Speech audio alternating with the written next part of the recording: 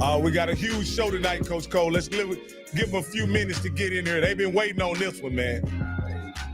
Look, man, it's a fantastic show, man. Anytime that you can bring a Hall of Famer on, somebody that's reached the mountaintop in their profession, as well as the face and the voice, of HBCU football. Absolutely. Let's give him a couple more minutes, Coach, and then we'll get this thing going.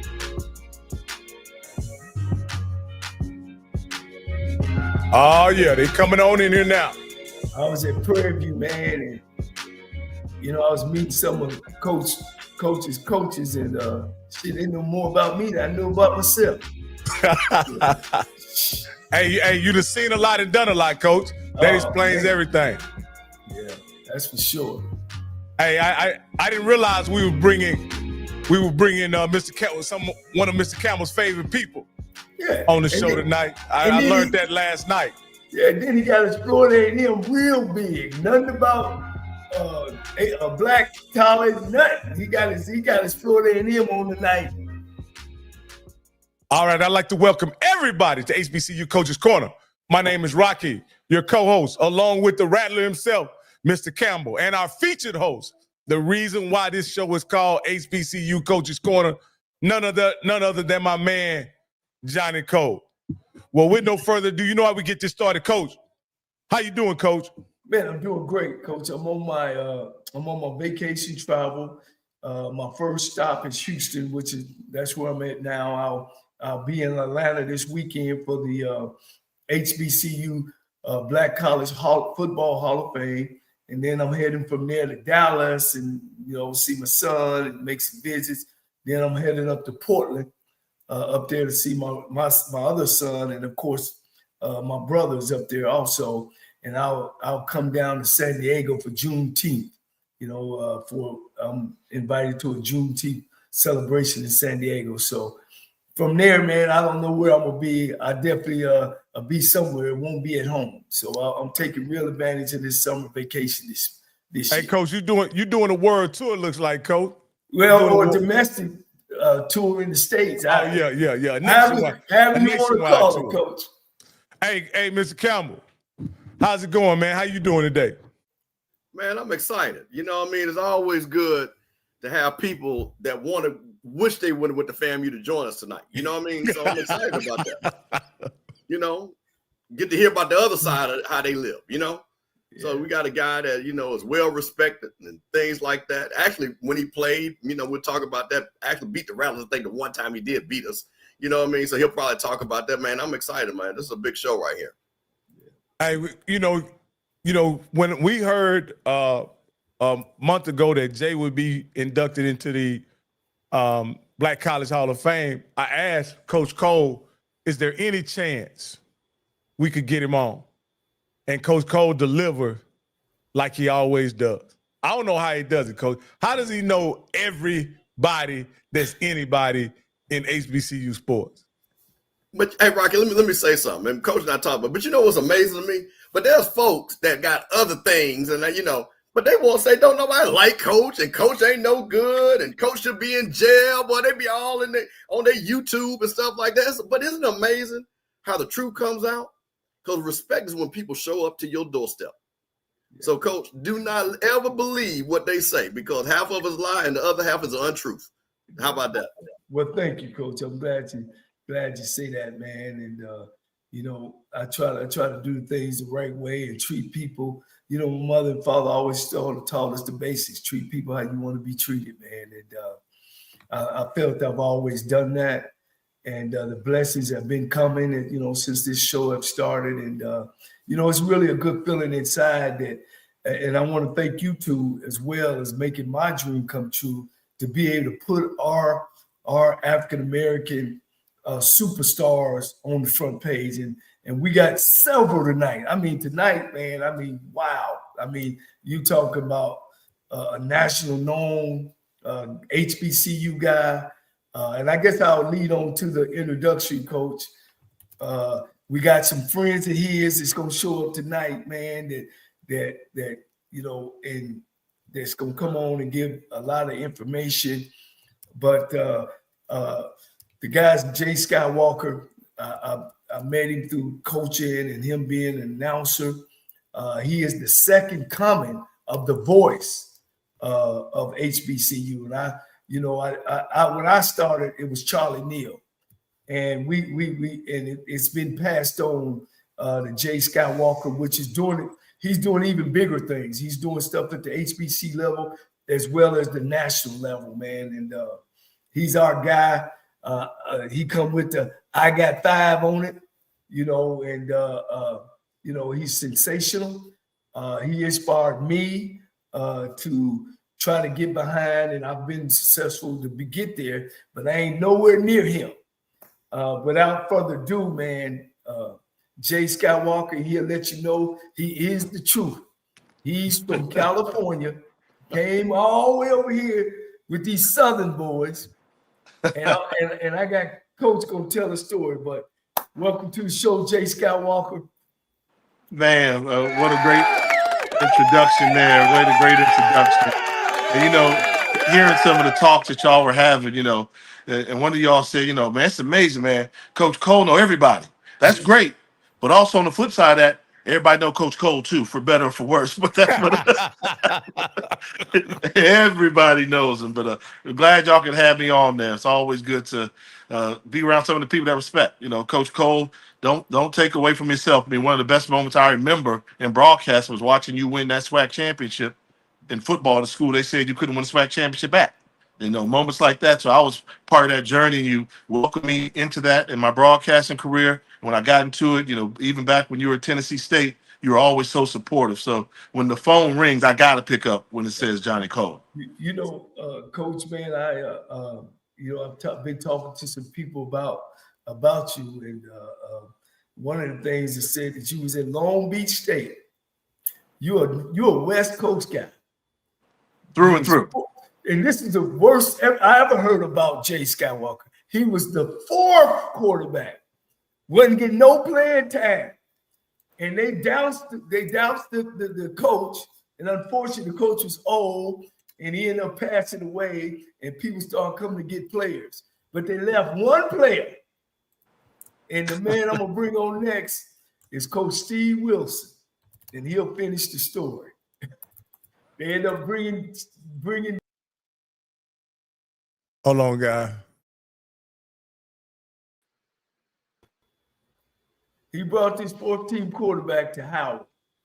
And so I want to bring on an outstanding coach, man. I had an opportunity to sit with Steve, Coach Wilson, and see how they mastered. Those East Coast boys, they got an offense. They got their own offense. But Coach Steve, you can finish that story. Hey, thanks for having me, Johnny. My introduction didn't match Jay's introduction, but I understand. Okay. All right.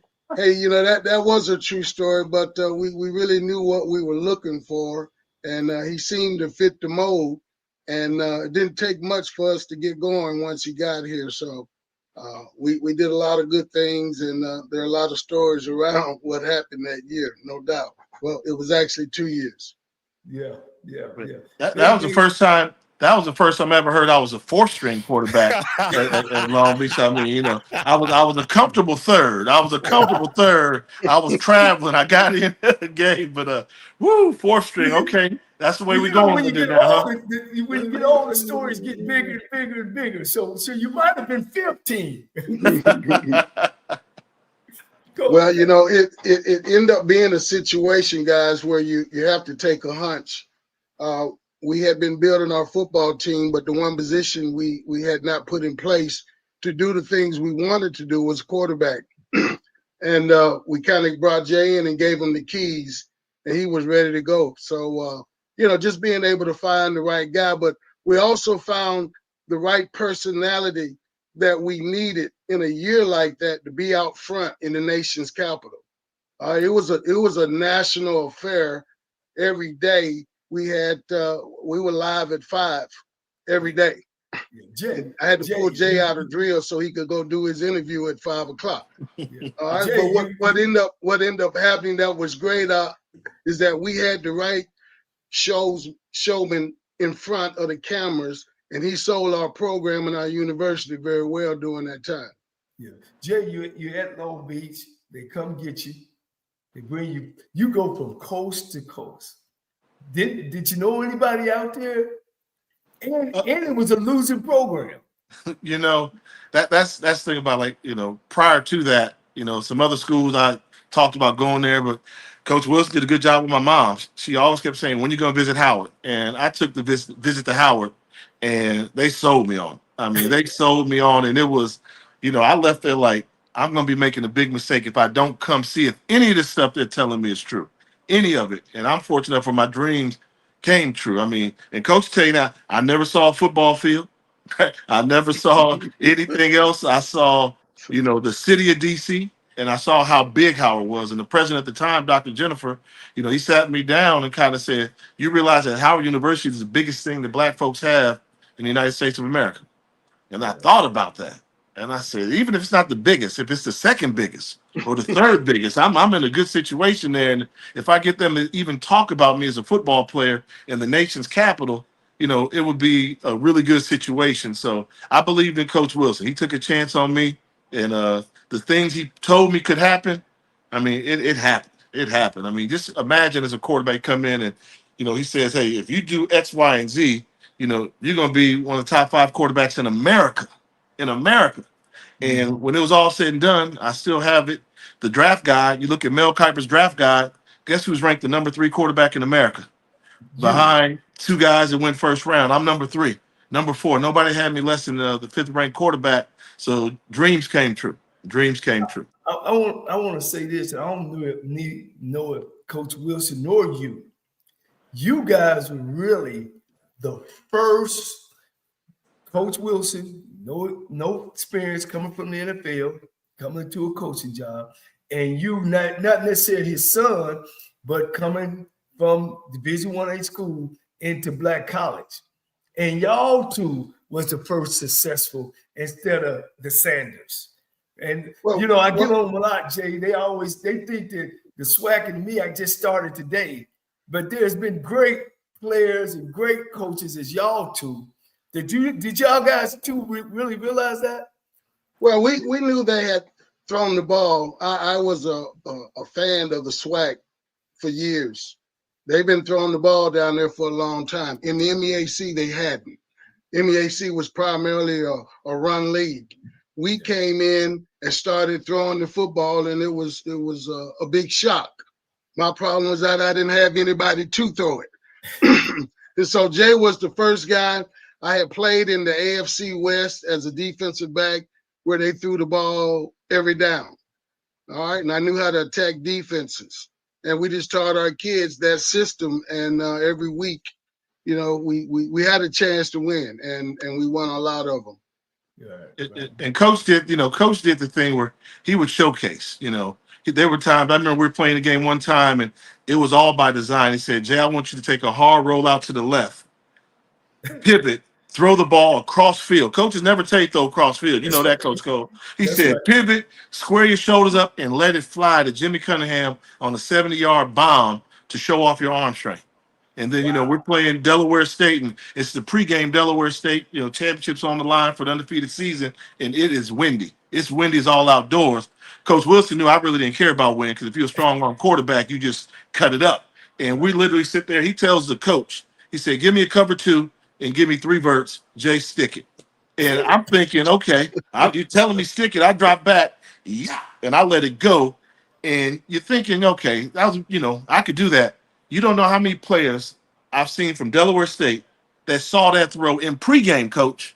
Right. They saw it in pregame and said, when we saw that, we said, "Oh, we're not winning today. We're not winning today." So Coach Wilson had that vision, and it was really up to me to just go out there and execute. And the last point I'll make to what you just said, Coach Cole, was, you know, HBCU football has been there for a long time. And when I look about me going into the Black College Football Hall of Fame, I'm just a smidget of those great players that I played in my generation. And that's the catch-up we need. You know, 90s HBCU football, you had some big names there. And I think I'm going to be one of many that are going to come and follow to go into the Black College Football Hall of Fame. You know, Coach talked about Ted White. Ted White should be there. You talk about I played against Earl Holmes. Earl Holmes should be there. Played against we talk about Terry Mickens, guys of that nature. Jacquay Nunley's going in with me this year. I think it was kind of our job to be the guys in the 90s to keep the product alive, to make the product better, and to keep the tradition and everything going. So I'm going in for all those guys, and there should be more following up behind me. You know, Mike Strahan is in that 90s group too. He was in the 90s. And Liam Murray at Tennessee State's in that group as well. Oh, yeah, Robert Forche. You got Robert Forche. It's a lot of great ones, Coach. A lot of great ones. Steve McNair and I, we were rivals, but, it took me about 15 years to get in after him. But we were rivals that time frame, and that's what we did. It was a great brand of football. Some of the guys at Tennessee State when you were there, Charles Anthony, names like that. We've had some players that have come through in recent times, even though I'm like ancient now, but that's my message. Now, Coach, did you have anything to do with talking Jay in? Because like you told me, we talked before we even got on here about how, I ain't gonna say terrible y'all were, but y'all had one of the biggest turnarounds in NCAA football as well. I think. Well, what happens is that you come in off a field where you've never coached, and all of a sudden you're the head coach. You can only do what you know. And I brought NFL with me, and I brought NFL coaches with me. And I guess the same thing that Deion did in the last 4 or 5 years, I did 35 years ago. All right, the exact same way. And being in the nation's capital, we needed a quarterback that people wanted to see. All right, and we needed a quarterback that people wanted to listen to. And Jay fit all of those pieces, and we got hot. Yeah, we got hot, and it was fun to watch, and it's fun to review. But as Jay knows, it wasn't easy. Yeah. It wasn't easy. We got tested a few times. Yeah, last one. So Jay, according to Coach Wilson, you said I want to be an All-American, but also I want to do TV. Where did that come from? Was it a little boy? Was it parents? Where did that come from? Because you fit, man. You fit. I owe Coach for that too, in a way he probably doesn't know, and I really owe his wife because it was, I had an opportunity to do a sideline game as a sideline reporter at Howard, and I did no preparation.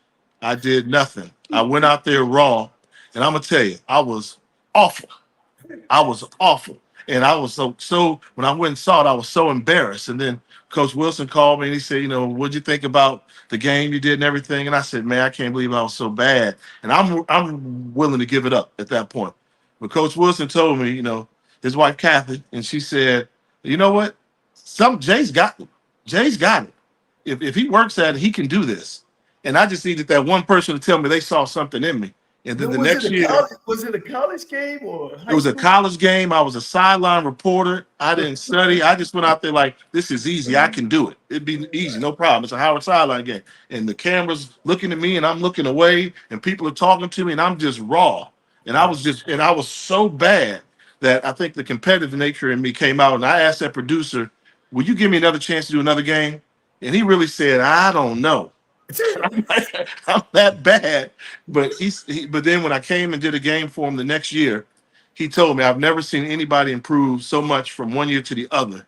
And you tell me you haven't done any other games, and it was just me doing the preparation, me just prepping, knowing what I was in for, and I just put my heart into it, and I wanted to compete.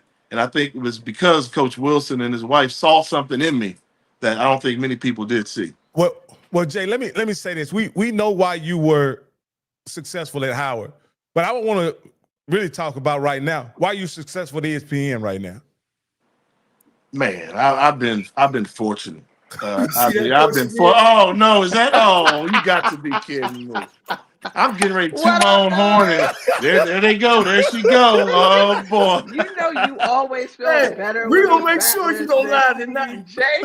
Come on now. That's a good one. You got me good there. Now, wait a minute now. Hold on real quick now. Because, Jay, you see the background, right? You see the background. So Yeah. we had to bring your better half on to make sure this was a successful interview. I just want to make sure. This is Tiffany Greene, Florida A&M University. It's your night, man. It's your night. Hall of Famer. It's too many herself, snakes. Too many on snakes on stage. there. I told y'all I You know don't what like I'm saying? snakes. We Beta Alpha rattlers, AKA. not So I just want to snakes, put that out. okay? Get that Just want right. to put Get that that out right. there. We rattlers, not snakes. Just want to put that out there. So we just had to have a little bit of balance on the show. Yeah. You got me. You got What me up, that one. Jaywalk? And it's not that often that Jay is speechless. You know, because Jay has a lot to say. He will give you his opinion. What's up, Jay? You got me. Congratulations to you, Jay. I don't get an opportunity to be there with you later this month or in a week or so, but just wanted to come on and say congratulations. And they actually asked me to say nice things about you. I was like, damn. I be know tough. that should have been real easy for you, through. but you're gonna make it harder than it has to be. Well, let me say this, Jay. I'm gonna have you guys inspire me. You know, I'm now on HBCU Go TV, and man, you guys are super. You know, you are the example. You represent HBCU, and I know you guys are nationally known now. And I just want to thank you because I pick up. I'm trying to get that 5 down, Jay. And Tiffany, you be rolling, boy. You be rolling. You be rolling. And now, you know, Jay, when you talk about people be talking to your ear, yeah, that happened to me too. So, man, I want to appreciate you guys, man. And you know, I'm really, Jay, I started this show, you know, just to make sure that we don't forget our champions. You know, we've had Bill Hayes on here, Doug Williams. We've had them all, you know, and you now, and like I said, the second generation of the voice for HBCU football. And I want to thank you and thank you, Tiffany, also. Y'all represent us well. I want you to keep up the good work. But we got you, Jay. I got you this time. you snuck in Tiff on me. That was a good one there. And I give hats off to my part. You know, as you mentioned earlier, you know, it was Charlie Neal. Charlie Neal gave me an opportunity to live out a dream, something I never thought I'd see. You know, he called my games and I got to work with him. And then when Tiffany came along, it was so refreshing to see somebody that cared as much about the products, which is HBCU, not just on the field, off the field, the pageantry, the camaraderie. And she made me take my game to another level because I was a football player at Howard. And I say that I had to learn. I love Howard University. I don't love Howard University as much as Tiffany loves Florida A&M. I mean, they brainwashed them rattlers down there. Once I learned that, I said, let me stay in my lane and I can do the football and you can do the other stuff. Right. But I think that's what's so cool, and I thank you for that, Jay, because this is actually an opportunity for us to shine on you and to give you your flowers because you welcomed me into this space. Yes, we are both HBCU products, but you welcomed me in HBCU football and really helped me to get my footing. And I don't want to say like it was an okay, but like no, she's good. Like she's good. Like give her a shot. But standing next to you, meeting all these different coaches, you always opened the door or made sure that was room for me to enter the door with you. And I appreciate you for that. And you are really good. So you do have the it factor. Like what Coach Wilson and his wife saw long ago, you have it. Like you've just got All this. right. I'm not used to this now. You're making me He doesn't uncomfortable like now. me. This ain't what we do, Giving Tiff. him compliments. It's not what we do. But I do have to give you your props. Like you really do have it. And I tell you all the time, like you're exceptional at this. You're really, really good at what you do. And I'm so glad that I get to do it alongside you. Okay. Is that it? Can I stop there? You want me to keep going? But no, I sincerely appreciate you. I love you like a brother. You get on my nerves like a brother as well. That comes across on air, but I think that's also the magic and the chemistry that we've created over time. And you always look out for me. Yeah. Hey, Tiff, I want to thank you for joining us. And I also want to thank Mr. Campbell for hooking it up. But this is what I want to ask you, Tiff. When you came in, were you aware what a prolific passer Jay was in HBCU football when you took the job at ESPN? Well, Ted White is my favorite Howard quarterback. So, I mean, I knew about Tiffany, Ted. you done, girl. You done. You know you're done. No, but Jay let me know. You know, Jay let me know. But honestly, I'll be honest. I'll be real with you. he didn't. I knew like to some degree, but probably not fully. What I began to learn very quickly, though, was everybody else knew about it, right? And so when we would talk to coaches or when we would go to games, like no matter, still to this day, Sky, man, what's up, Sky? What's going on? Oh man, you remember when you did this? Da, da, da, da. So I learned very quickly just how great Jay was as a quarterback, and still is. Like he'll get out there and still pass it up. Him and Connell Maynard would go back and forth and always have these QB battles. It was fun, but everybody let me know that there was a legend of, Sky, and I get to work alongside him, but I get to hear the stories as well. And I know he was a damn good quarterback. So. Now, Rock and Johnny and Campbell over there, Mr. Fellow Rattler, you know why Ted's her favorite quarterback, right? Because Ted White never beat Florida A&M. See, I was a Rattler killer. I kill Rattlers. I kill snakes. Ted never killed that snake, so that's why Ted is her favorite quarterback. Don't let him do it to you. Who's the number one in receiving yards? I mean, passing yards. Ooh. Rock, you gonna let her take over your show like that? I'm waiting for you to take over and jump in. If they want more of this, they can watch Black College Live. This is what you get on Black College Live. This is what happens. We already done the homework. They told me that. I said, don't mention that tonight. It's his night tonight. Don't mention that tonight. No. I give Jay a really hard time, but he's rubbed off on me. Because he gives me a hard time. We give each other a hard time, but I got nothing but love for Jay. Real talk. Talk. This is what happens because we don't come, you people don't come with concepts. We come prepared, ready to go. See, Tiffany found out this in a short term and ready to go. But I want to ask you guys something because, as they say, you guys are not for the culture. And when you go out and you do your tailgates, and when you go out and you meet people in the streets, how does that feel to be for the culture and be branded as the voice of HBCUs? Because, you see people like, and Coach talked about Charlie Neal. Charlie Neal actually worked for my father and worked. So I understood what Charlie Neal meant. But to see, as we all have grown up together, Tiffany, I'm a little bit older than you, Jay, just 2 years. So, but we're all in the same generation. And for you to be as the voice of this generation, how does that feel and the pride that you take in that when people, even from the older to the younger, say that you're for the culture? I mean, it's an immense amount of pride. I mean, obviously, you're hoping that you're representing in the best way possible, and to see the excellency that is HBCU and the products that have been produced from it. So I think that it makes you feel good. And sometimes you can't feed into everything. Try not to get too high or too low, but certainly it is. It's refreshing, but it's also reaffirming. Right? Like that what we're doing matters, that it is making a difference, that it is impacting people, but people think that we're also representing them in the best way possible. That's what we aim to do. We aim to educate and entertain about HBCUs and about the game of football. And we hope that I think we both want to do that.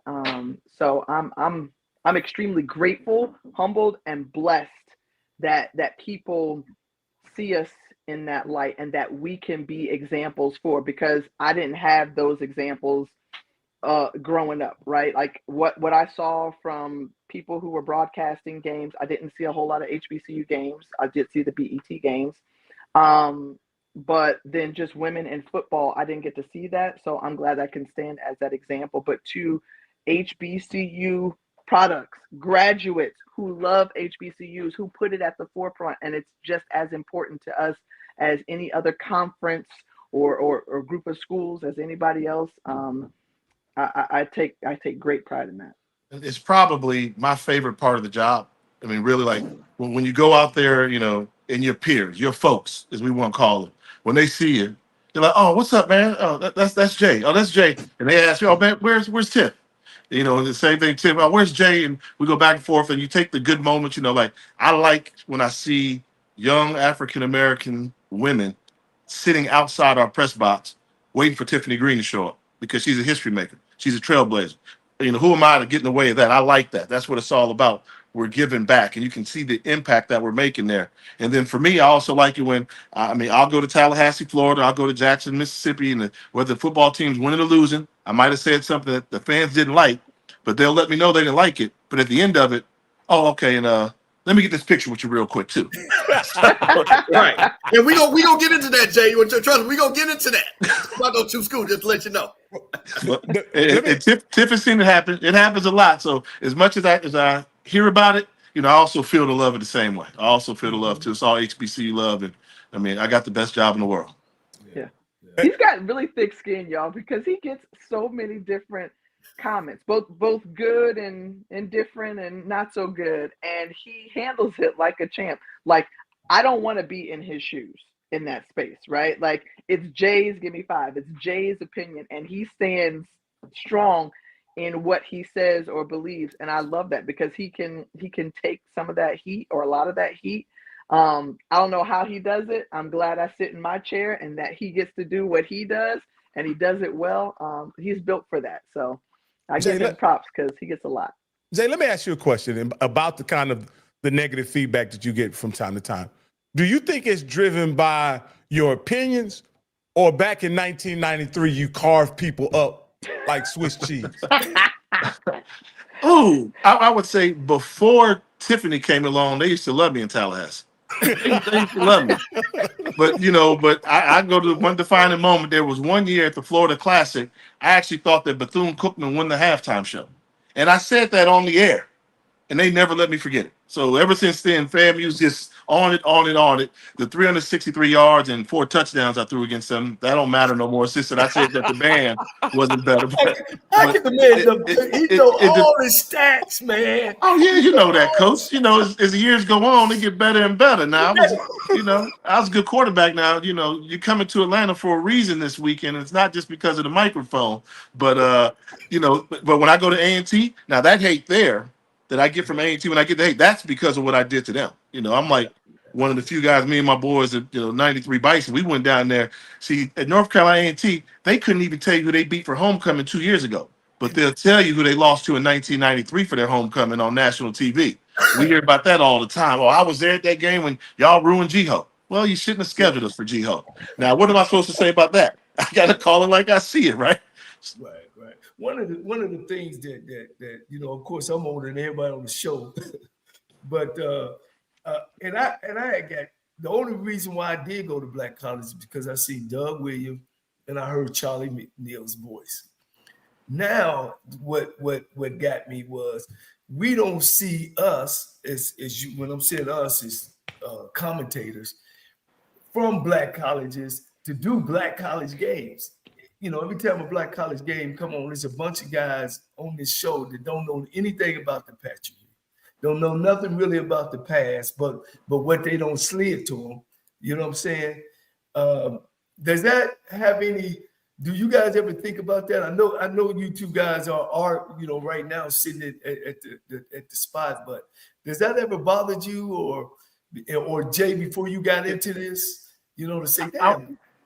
I will say it affects us in ways that y'all wouldn't see. So let's say we're doing a game, and me and Tim, we'll give each other a look like the person in charge of making this product look really good on TV could care less about it. And that's when our passion comes into it. That's when me and Tiff get together like, hold on, one of us got to say something to him about it. And she's better at being the nice one, because if I say something to her, get involved, I think it's going to be trouble. So, and we've had moments, and we've had, producers out there, we're like, this person, no, you're just trying to get the game over with and move on. Where I'm like, no, these kids have an opportunity to play on national TV. Their mama and daddy and all of them is watching. And we're not going to rush through this. We're going to give them everything that they deserve. And I think that's the stuff that I feel like we do more for HBCU behind the scenes than what you see on the camera. And I don't know how Tiff feels about it. But I wish that they could get more coaches like myself, in some of those situations to really, show that we can go from the sideline into the box like our counterparts do, and that was some of the things that I want to be able to happen, that they can see more black faces. They can see more guys from HBCU schools that actually can do the job just as good as anybody else. Yeah, I think that's a great point too. I mean, because what Eddie Robinson Jr., I know, he did it backwards. He did the backwards. Yeah, but he's one of the few. And to your point, I do wish that there were more. And now you just sparked an idea in my head, so thank you for that. But I think we always attempt to, Jay and I, when he was talking about giving these players their opportunity and their shine, he always talks about building the stars, right? Let's build these stars that we have in front of us. But also, I think that's a great thought too, to help. We work, I think, hand in hand with students when we're on campus and when we're just reaching out and just meeting young people about, hey, these are opportunities. So even if they are not in front of the camera, what opportunities can you get behind the camera? What opportunities can you get in decision-making roles, or just to kind of get on, that I think is important to the both of us, that we at least continue to see a pipeline of HBCU students from whatever schools and that we're covering, or teams that we're covering, have that opportunity for their students to get the chance to get behind the scenes, a production assistant, camera operator, producer, things like that. But I like your point too of getting more former coaches and players that opportunity on a wide range of games. Yeah. Hey, Campbell, let me ask you a question, because we're journalists here as well. So I'm looking at your title there, and it says, Mr. Campbell, FAMU has the best homecoming. Do you really believe that? Is that your opinion? Do you have any facts, or are you just trying to mess with me? Well, no, Jay, I had to set that up because you do your give me five. You know what I mean? And there's been time. Okay, so there's two things I want you to know. Not only did I go to Florida A&M, I'm actually from Jackson, Mississippi. So and I'm talking about way back, 100 people went to Jackson State. So my folks, when they found out that you were coming on, it was folks from the grade saying, hey, we need to talk about this cat, talking about why we're on the outside about our homecomings. So I wanted to make sure that you understood what your give me five, because there have been times in your give me five that either Jackson State or FAMU has been on the bubble. And for some reason, Howard, because nobody goes to the game, but y'all go to the yard and party on Friday, that y'all had the best homecoming. And me and Tiffany were just trying to figure out, and Tiffany being a professional, she looks at you every time you do this give me five at Jackson State, and FAMU sitting on the outside. So we just need to understand that. I will say this, and then I'm going to put my partner on the spot. So we're going to see if she's grown over the years. But I will say this. I've always said that the MEAC is a homecoming conference. Even when y'all were in the MEAC, Florida A&M, you knew it was a homecoming conference. It is. The SWAC is a tailgating conference. So you've got some homecomings that you say are phenomenal, but to me, I say that's nothing but Jackson State versus Southern on a regular Saturday game, a boombox classic. But when it comes to homecomings, I think traditionally the MEACs have put a little bit more into the homecomings than maybe the SWAC, because the SWAC, y'all tailgate every weekend. I mean, best tailgate in the country. There's no comparison between SWAC tailgate and MEAC tailgate. So you're talking about, so when you say homecoming, you're talking about when y'all go over there and party with Mark Barnes over there in DC. Hey, See, what you fail to realize, CJ. This one will help you out, because I know you went to Howard and you made the mistake.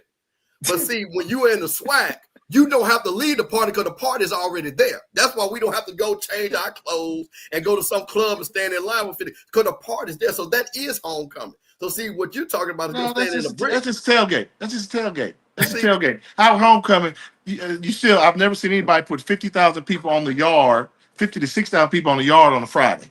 If you haven't been to Yard Fest, you haven't been to homecoming. Game day is a whole different thing where we shut down the whole city.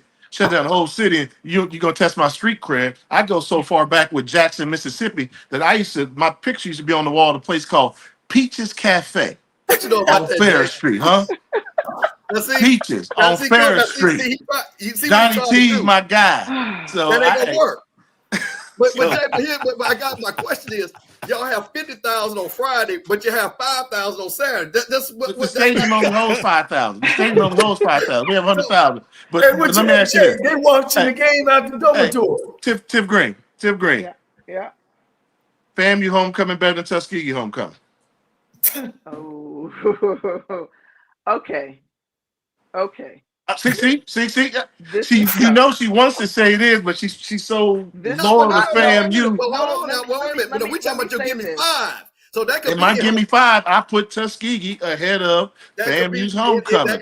Howard there, I put Jiho ahead of it. I'm trying to give her a chance to show her G-Ho is not professionalism. ahead. I'm sorry, G-Ho is not ahead of. But that wasn't the FAMU's question I asked you, though, homecoming. Tiffany. What was the question I asked? Don't try and shade it. Neither is, in my opinion, neither is Howard's homecoming, and we both had a chance to go to each respective homecoming.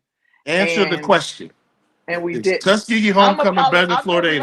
Look, I'm gonna take a page out of your book. I'm gonna be like a politician. I'm not gonna really answer the question, but I believe, I believe in all things FAMU. But I will say that I was incredibly impressed with Tuskegee's homecoming because much like I feel at FAMU's homecoming, it felt like home. It felt like home, and it welcomed everybody. Is that a yes? Welcomed everybody.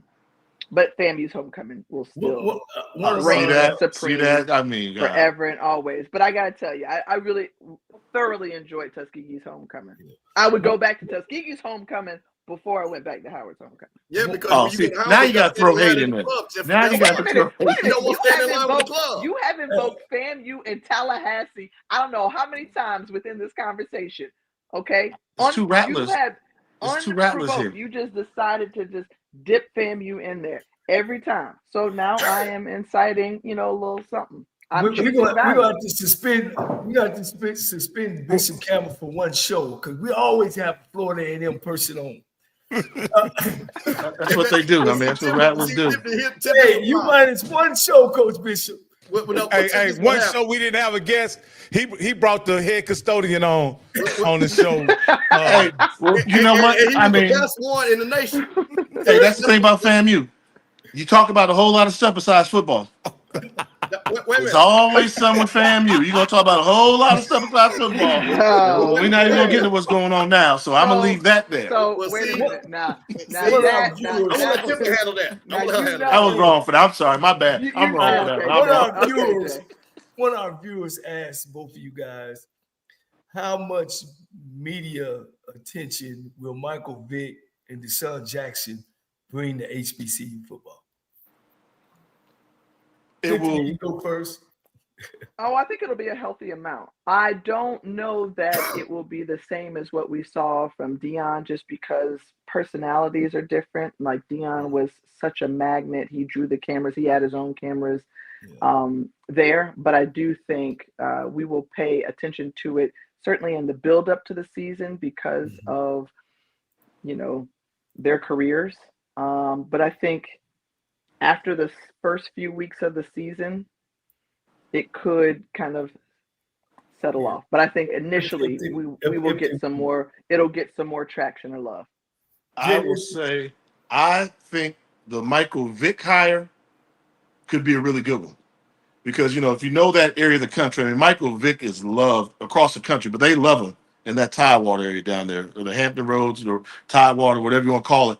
And Norfolk State, when Prime took the job at Jackson State, he knew what he was getting into, right? You got the largest HBCU FCS stadium in the country. If you fill that up, Jackson State was getting 40,000 fans before he got there, 35, I think, and they went up to 41. So he knew there was a base there. Norfolk State has the second largest HBCU football stadium in the country at 30,000 seats. So if Vick comes in there, and I think if he starts averaging 20, 25, gets up to 30, then that's a great move for them. And I think he's got enough of a talent base there. His name's big enough there where I think that can gain some traction a little bit quicker than I would say Deshaun Jackson will at Delaware State. Not to say he's not going to do a good job because Delaware State's right there by Philadelphia, the city of brotherly love. But I just think the move for Vick is the kind of closer to a version of prime time in the SWAC. But I would challenge, the only reason why I ask or believe it will taper off, Jay, is because while he is beloved in that area, and don't get me wrong, I think he will have great success. Will he draw the same type of attention? No, as Coach Prime. And will he draw half of that attention? That's a question mark right now. If he wins, I think if he wins, imagine a headline. Imagine a headline: Michael Vick returns to Atlanta, head coach of Norfolk State, and they make it to the Celebration Bowl. Well, unfortunately, Jay, unfortunately, your coach Steve Wilson was the first guy to leave pro and come in and win a championship. Deion came in 20. It's been over 25 years later, so we got to wait another 25 years. So I don't think he's going to be as successful as the last two. The success that'll play it on the field. We were talking about the hype and can he draw attention to it. And I think the MEAC is super competitive. I mean, you don't have any room for error there at all. So with such a short schedule, but I'm just talking about getting the fans involved. I mean, Norfolk State needs a little spark. You know, they need a little spark there to get it going there. And I think that's what they're looking for. I mean, that's when you go for a splash hire, that's what you're trying to do. Are there coaches that deserve opportunities? Absolutely. But they're making it clear they're trying to make a splash hire. And, you know, that's one of the splash hires that I think is out there. And it's going to be interesting to see how it plays out. Yeah. Do you, Jay, looking over from being a player and then now moving into the media part and looking at the SWAC, you know, what you think about the times? I know you've seen me and my brother them coach and all the way up to now. What's your take on it now? Do you see the same talent? Do you not see the same talent, the ability to coach and make things happen? Of course, the SWAC, we don't, you know, we end up winning the Celebration Bowl for the first time, and I think it might be the first time ever. What's your take on that? Your view? It is. I would say this, and I say this in a loving way, in a joking way, but also slightly serious. Like back in the day, defense used to be optional in the SWAC. You know, you go out there just have a shootout. 58, 56 fans loved it. If you lost by 2, okay. 48 to 45, that was it. I think the teams that have had success in the SWAC have been the team, they brought a physicality that came into the conference. And I saw that kind of start with Alcorn. When Alcorn was having their success, they were beating up on people in the trenches. Jackson State was beating up on people in the trenches. Florida A&M won last year because they could beat up on people in the trenches. So you're starting to see the physicalness in between the trenches way improved. I don't see the SWAC linemen, as we used to say back in the day, or even some of the MEAC linemen with the 18, 20% body fat. These dudes are cut now. You're starting to see the training program. And with the transfer portal, you're probably seeing some of the best athletes we've seen in HBCU football in a long time, physically. Now, can they gel and blend it in and become HBCU guys? Because you got to buy in. That's the part that everybody's trying to figure out right now. We've seen a team go out and recruit nothing but transfers, and that failed tremendously. And then we've seen those that have had that mesh. But on the field, I mean, you're seeing some dudes that, you know, we haven't really seen that many of them before. Right. I mean, me and you talked about the Hall of Fame and the Black College Hall of Fame, man. Now they called your name. You signed the letter. Man, did they call you? How did somebody call you on the phone to let you know? Because I know you wanted it, Coach. I know you wanted it, but you rightfully so, you deserved it. Well, so thank you. It was. I was disappointed. You know, a year ago. Go through. Where were you at? Were you at your house? Were you on the road? So I was I was at America's Black College when it happened. So I was on my way to a basketball game at America's Black College.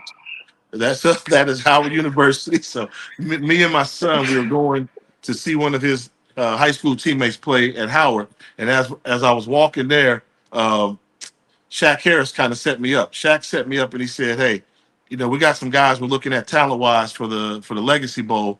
You know, I need to get you in on a conference call, and you can tell us, you know, if you think these guys are worthy of playing the game." And I've kind of helped like that before. So I was like, okay. And so then Shaq said, "All right, well, you know, there's going to be guys on the phone, so you got to be ready." I said, "Well, I'll step out when you call." And he called. And then when he called, he said, "Hold on, we got to ask about one more player." And then he brought Coach Wilson in on the phone. And then Coach Wilson said, "Hey, Sky." I said, "Yeah, what's up, Coach? You know about these players?" He said, No, I know about you. Congratulations. You've been selected to make it to the Black College Football Hall of Fame." And my son was there. I'm on Howard's campus, and I just grabbed it. I said, "Son," and you Jewel, my son's name is Jewel. I said, Jewel, what? I said, "I got in, man. I got in." He's like, "What? Huh?" I got into the Black College Football Hall of Fame. So being able to share that moment with my son at Howard is, that was special. I remember exactly where I was when it happened. Man.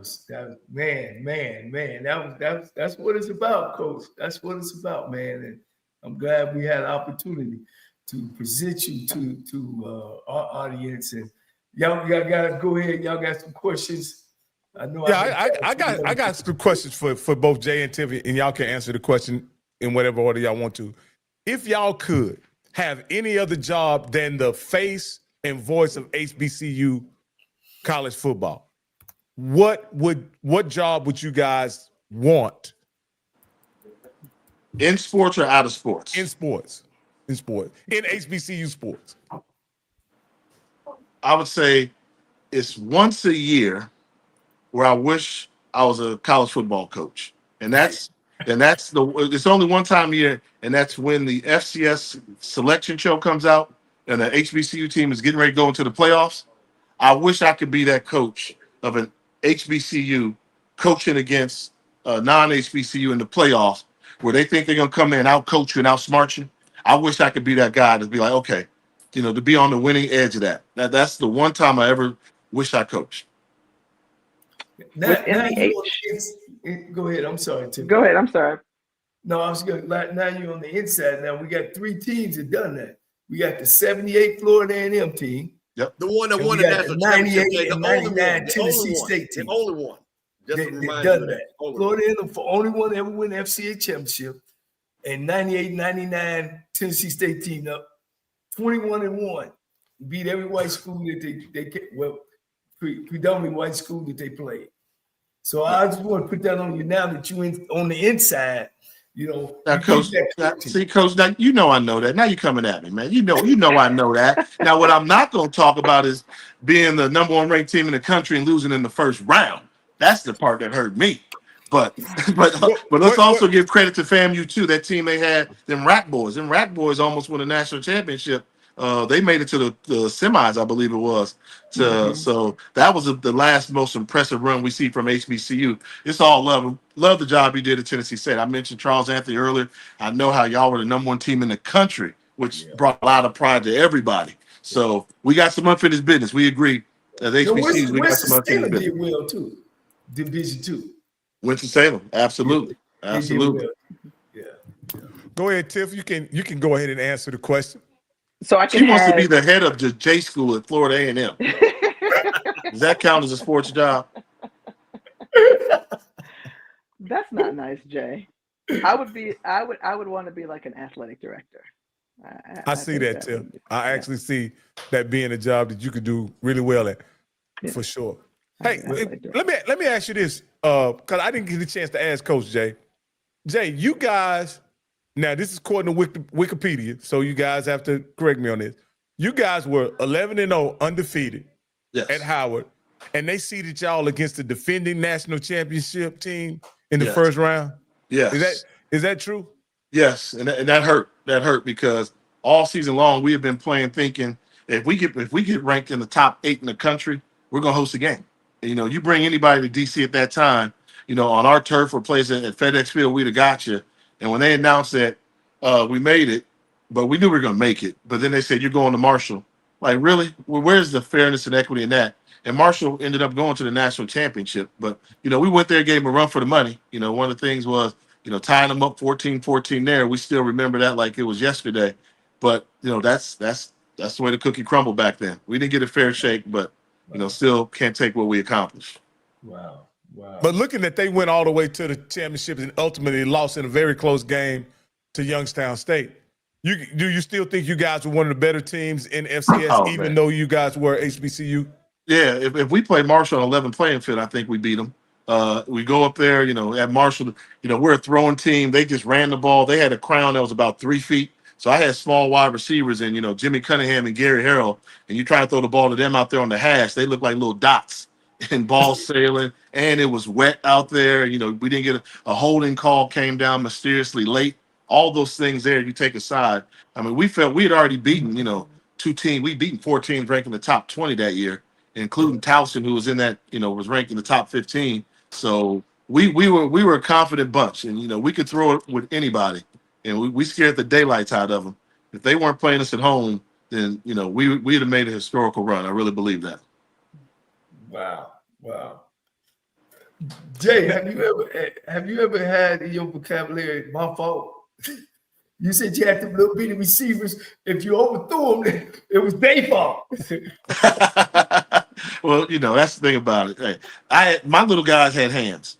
Gary the Flea Harrell and Jimmy the Jet Cunningham. Once you learn how to work it to them, you get them the ball. You give them a 5-yard out, they'll take it 20 yards on you. So I'm not going to complain about that. That was a give or take that we had.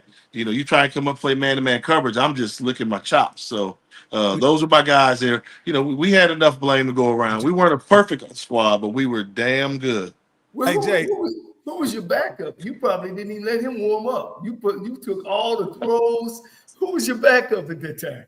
Oh, Pep You don't even Hamilton. know. I'm scared you're about to have him show up on the show Hamilton, next or whatever. Pep Hamilton was the great offensive mind, Pep Hamilton? Yes, he was. Pep Hamilton was my backup quarterback. Roommate on the road, I one of see my why best he friends went in into life. coaching then. Yes, he does it for me. He does it for me. So he does it for me. I mean, you think about it. I mean, Pep was there with me, and then he also was real instrumental in guiding Ted White along. You know, he was like a player coach his last years at Howard. So we do that on the chalkboard. Pep will carve me up. I mean, we go on the board. You know, coach, that is get up there, draw it up. I mean, Pep gonna do that way back then. Yeah, both of them, Rocky, are at Maryland now, University of Maryland. Oh, Yes, they are. Okay. Coach, Okay. Hey, Jay, this is a question that the people ask, right? And Tiff, you can get in on this as well. What do y'all think the future of HBCU sports is in the transfer portal and the NIL era? I've got a couple of thoughts, quick thoughts. I'll make them quick. Like I said earlier, I think the athlete we see on the field will be some of the best we've seen. I think that keeping those guys is going to be the hardest job ever. You know, it's going to be rare you see a 4-year starter, be a 3-year All-American. You know, guys like that. So I think that is in jeopardy. Do I think there's going to be a portion of it being a breeding ground? Yes, for the bigger schools, but do also see some guys that are going to transfer in and get to play football at a smaller stage and dominate. You may see some more dominating guys that could come out, which is what you need to do at our level if you want to play at the next level. Mm-hmm. Mm-hmm. I actually would say that I agree with Jay on that, and I may have to graciously exit the call right now. Jay, I'm letting you leave on. I'm leaving on a high note. This is good. I agree. Can you believe that? I said Record I this. agree Record this, with please. you. Okay, yeah. Gentlemen, it has been an absolute pleasure. Jay, congratulations, my man. Thank you. Appreciate it. Safe travels on your vacation. Thank you, Ms. love Thank you, Tiffany. Thank you Thank so you. much. Thank you so Appreciate much, your time. Tiffany. I appreciate it. Jay, I had to ask you one question. They said, what was the hardest defense that you faced when you played the game? South Carolina State. South Carolina State. I mean, they were when Coach Jay had them going, they were a team that they would sell out to hit the quarterback. And you know what I mean by sell out? Like they'll blow a coverage to hit me. And they would hit me. And, you know, Lou Jones, Pop Lou, who was our equipment man, the second year I played South Carolina State, I'm ready for him now. First year we went down to Orangeburg, they beat me up pretty bad. We lost by 10 points, worst loss I had. But the next year I'm like, okay, they want to sell out. So I figured it out, Coach. I said, you know what? Going in the game against South Carolina State, I'm going to end up 12 for 33. But I'm going to go 12 for 33 with 350 yards. And I'm going to stand in there and I'm going to hit them. So when they want to bring that sellout blitz to me, all right, you're going to get me, but I'm going to get you. And that's exactly what happened. And going into the game, I told our equipment guy, Pop Lou, I said, Pop, I need some rib pass for this game. I need rib pass because I know what they're going to do. You know what he told me? I ain't got none, homeboy. What? So sure enough, first quarter, they get me. Bam! 2 outside blitzes, outside linebackers. They meet at the quarterback. Bam! I get hit. Next pass, I try and drop back and throw. And as I'm trying to throw, my ribs just yank at me. And then I try to throw again. They yank at me. Missed 2 passes in a row. Coach Springs, rest in peace, Ron Springs. He goes over to Pep Hamilton. Hey, Pep, you know, you may have to get ready for this game right here. I don't think Jay gonna make it. You know what Pep says? Oh, no. I'll talk to Jay. He's just not setting his feet. I'll get him right. He's just not setting his feet. And I'm like, man, Pep, no, they got me. Then at halftime, I go in there, close game, and here come my equipment man, Pop. He say, hey, Jay, man, put these on. He give me rib pads. I asked for rib pads before the game. You give them to me at halftime. And, you know, the rest is history. I figured it out and bombed on Betty. But that defense they had there, they were going to hit you good. Yeah. Hey, Jay, let me ask you another question, a football question. Yep. Me and Mr. Campbell, we were having a conversation last night, and we were trying to figure this out. After Willie Todden was drafted, I believe, by Buffalo in 85, 86, were you the next quarterback from the SWAC to be drafted? Was there anybody drafted in between you guys? Yes. In HBCU football? Yeah, Clemente Gordon from Grambling. He had a shot, I believe, with the San Diego Chargers, maybe, but he was a late round pick. Clemente Gordon was. That's the one that comes to mind. I know I'm missing one, but it seemed like I've been the last out the MEAC, and I know They questioned a guy by the name of 747. Joe Walton. I don't know if he was drafted. He was before me. Yeah, he was before me. He was before you. Okay. Yeah, 747 Joe Walton. Yeah, and I mean, those guys can throw. I mean, he could throw. Played in the USFL, I believe, for a while, the Showboat. So he had a little run there too. The reason why I asked, I consider you, Steve McNair, all pioneers in this regard. When we were little kids, we were convinced to switch positions if they wanted a career at the next level. Yeah. Were you ever offered the ability to change positions to get a shot at the next level? No, it was hey, maybe they didn't think I was a good enough athlete as those guys you just mentioned, but no. My goal was always to be a quarterback. Growing up in LA, segregation, racism not as in your face as it is down south and maybe back east. So growing up in LA, where I seen Warren Moon, he went to a rival high school of mine. Vince Evans right there up the street at USC. It was hard out of college getting schools to agree for a black quarterback. I mean, I had UCLA right down the street from my house, and I couldn't even take a visit, unofficial. They told me I couldn't even take an unofficial visit there. But I always had that in my heart that I wanted to play quarterback. That was the position I played. A couple schools told me I could play linebacker, but I never played defense in high school. So I didn't have me play linebacker. And, my dad was steadfast. I've known Shaq Harris since I was born. So that was a benefit I've had. James Shaq Harris used to have me working out with junior college wide receivers.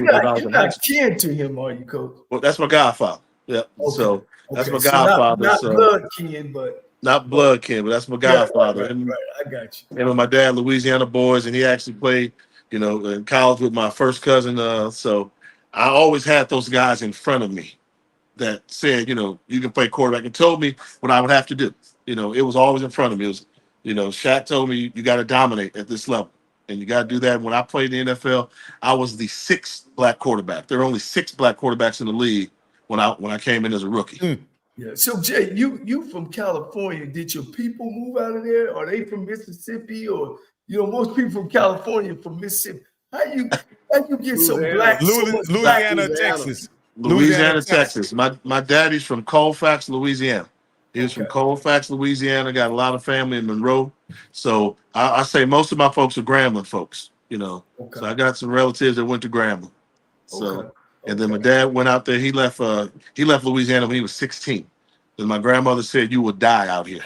And he went out west and never went back. Never went back. Jay, we have a super chat here from Johnny Thornton, and he says, "Jay, I'm an NCCU alum, 1978. I carried the ball a few times in Green Stadium. Please don't hype up Howard versus NCCU as a rivalry or teams extra." I think he's trying to get some attention. Thank you, Jay.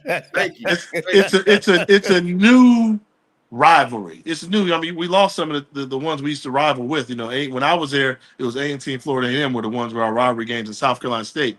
But when you lose those, you got new rivalries. And the past 2 years, that game has meant something. The Central versus Howard game has meant something in the new MEAC. It's meant 50. Oh, that number gets it started right there. That number gets it started. Y'all traded 50 burgers, didn't y'all, Jay? Yes, they did. Yes, they did. Jay, I wanna start a Give Me 5 because you have had a unique ability to see errors. So one of the things we got, as there's a lot of younger people. Dion brought a lot of younger people in. You know what I mean? That were interested. So I'm going to do a couple of Give Me 5s. Give me the 5 best players that you played against when you played. 5 best players I played against.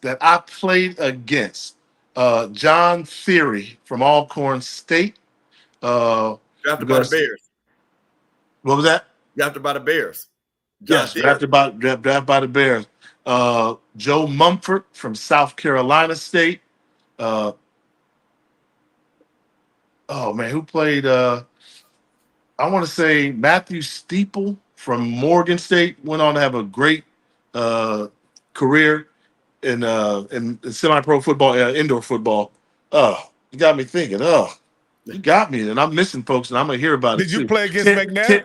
Yep, Steve McNair. I was thinking defense. Steve McNair, obviously. Terry Mickens, the wide receiver from Florida A&M, was real good.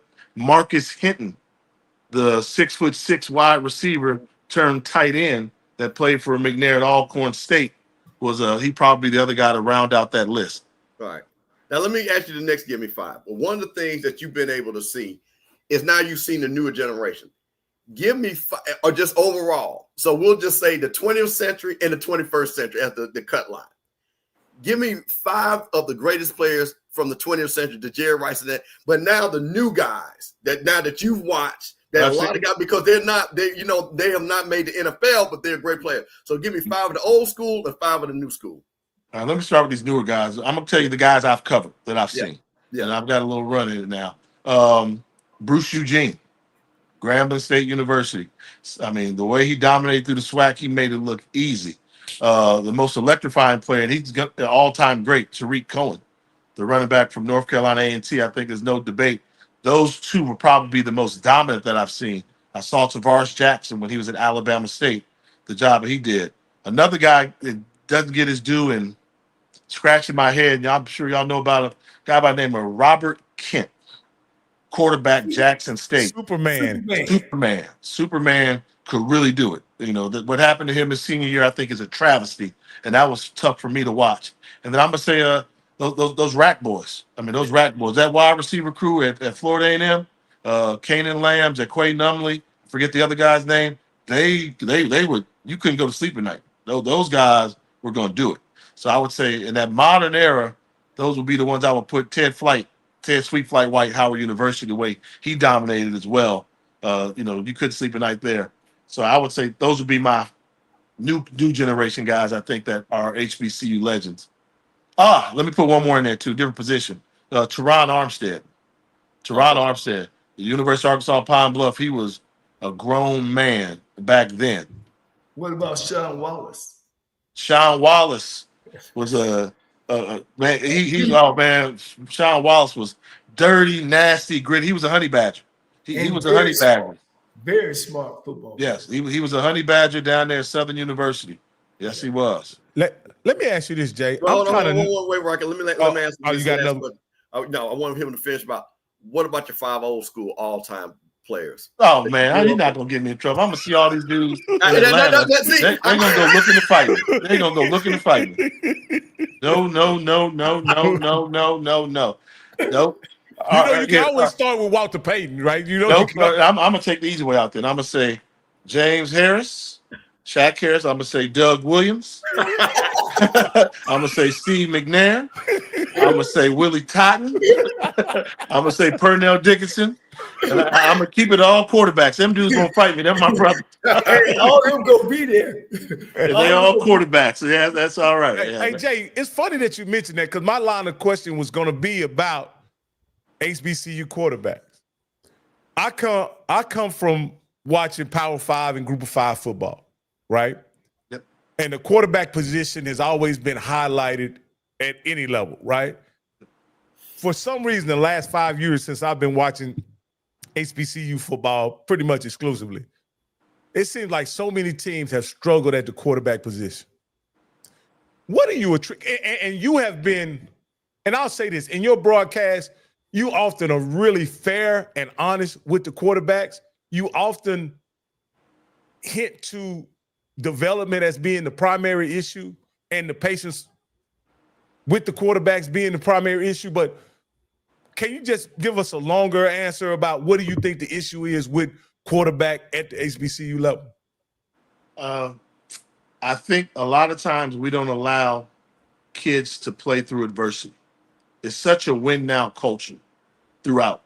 I mean, if a guy's not doing it for you, you got your job on the line, you're going to bench him and go with the next guy.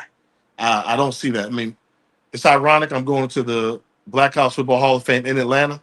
But my first game in Atlanta, I lost. I lost 7-0, right? And imagine if Coach Wilson didn't stick with me to say, you know what, I didn't score a point against Morehouse. It'd have been easy to bench me and move on, right? But he believed in me and said, you got to show something, or else we both going to be out here looking for jobs. And you don't see that nowadays. It's a win now. Guy has a bad game, okay. You may give him 2 games, but we don't see the kids get an opportunity to grow through adversity, to learn, to prove that they've gotten better. The same throw I made as a senior, I made that throw as a sophomore, but it was bad decision making. So I'd like to see them kind of grow through a guy. I like battle-tested guys. And it's so hard to get a guy that the coach believes in that's battle-tested that can do it. And you can't blame the coaches because they got to win. And if a guy's going to hold your team back, you got to move on. But I think that's part of it.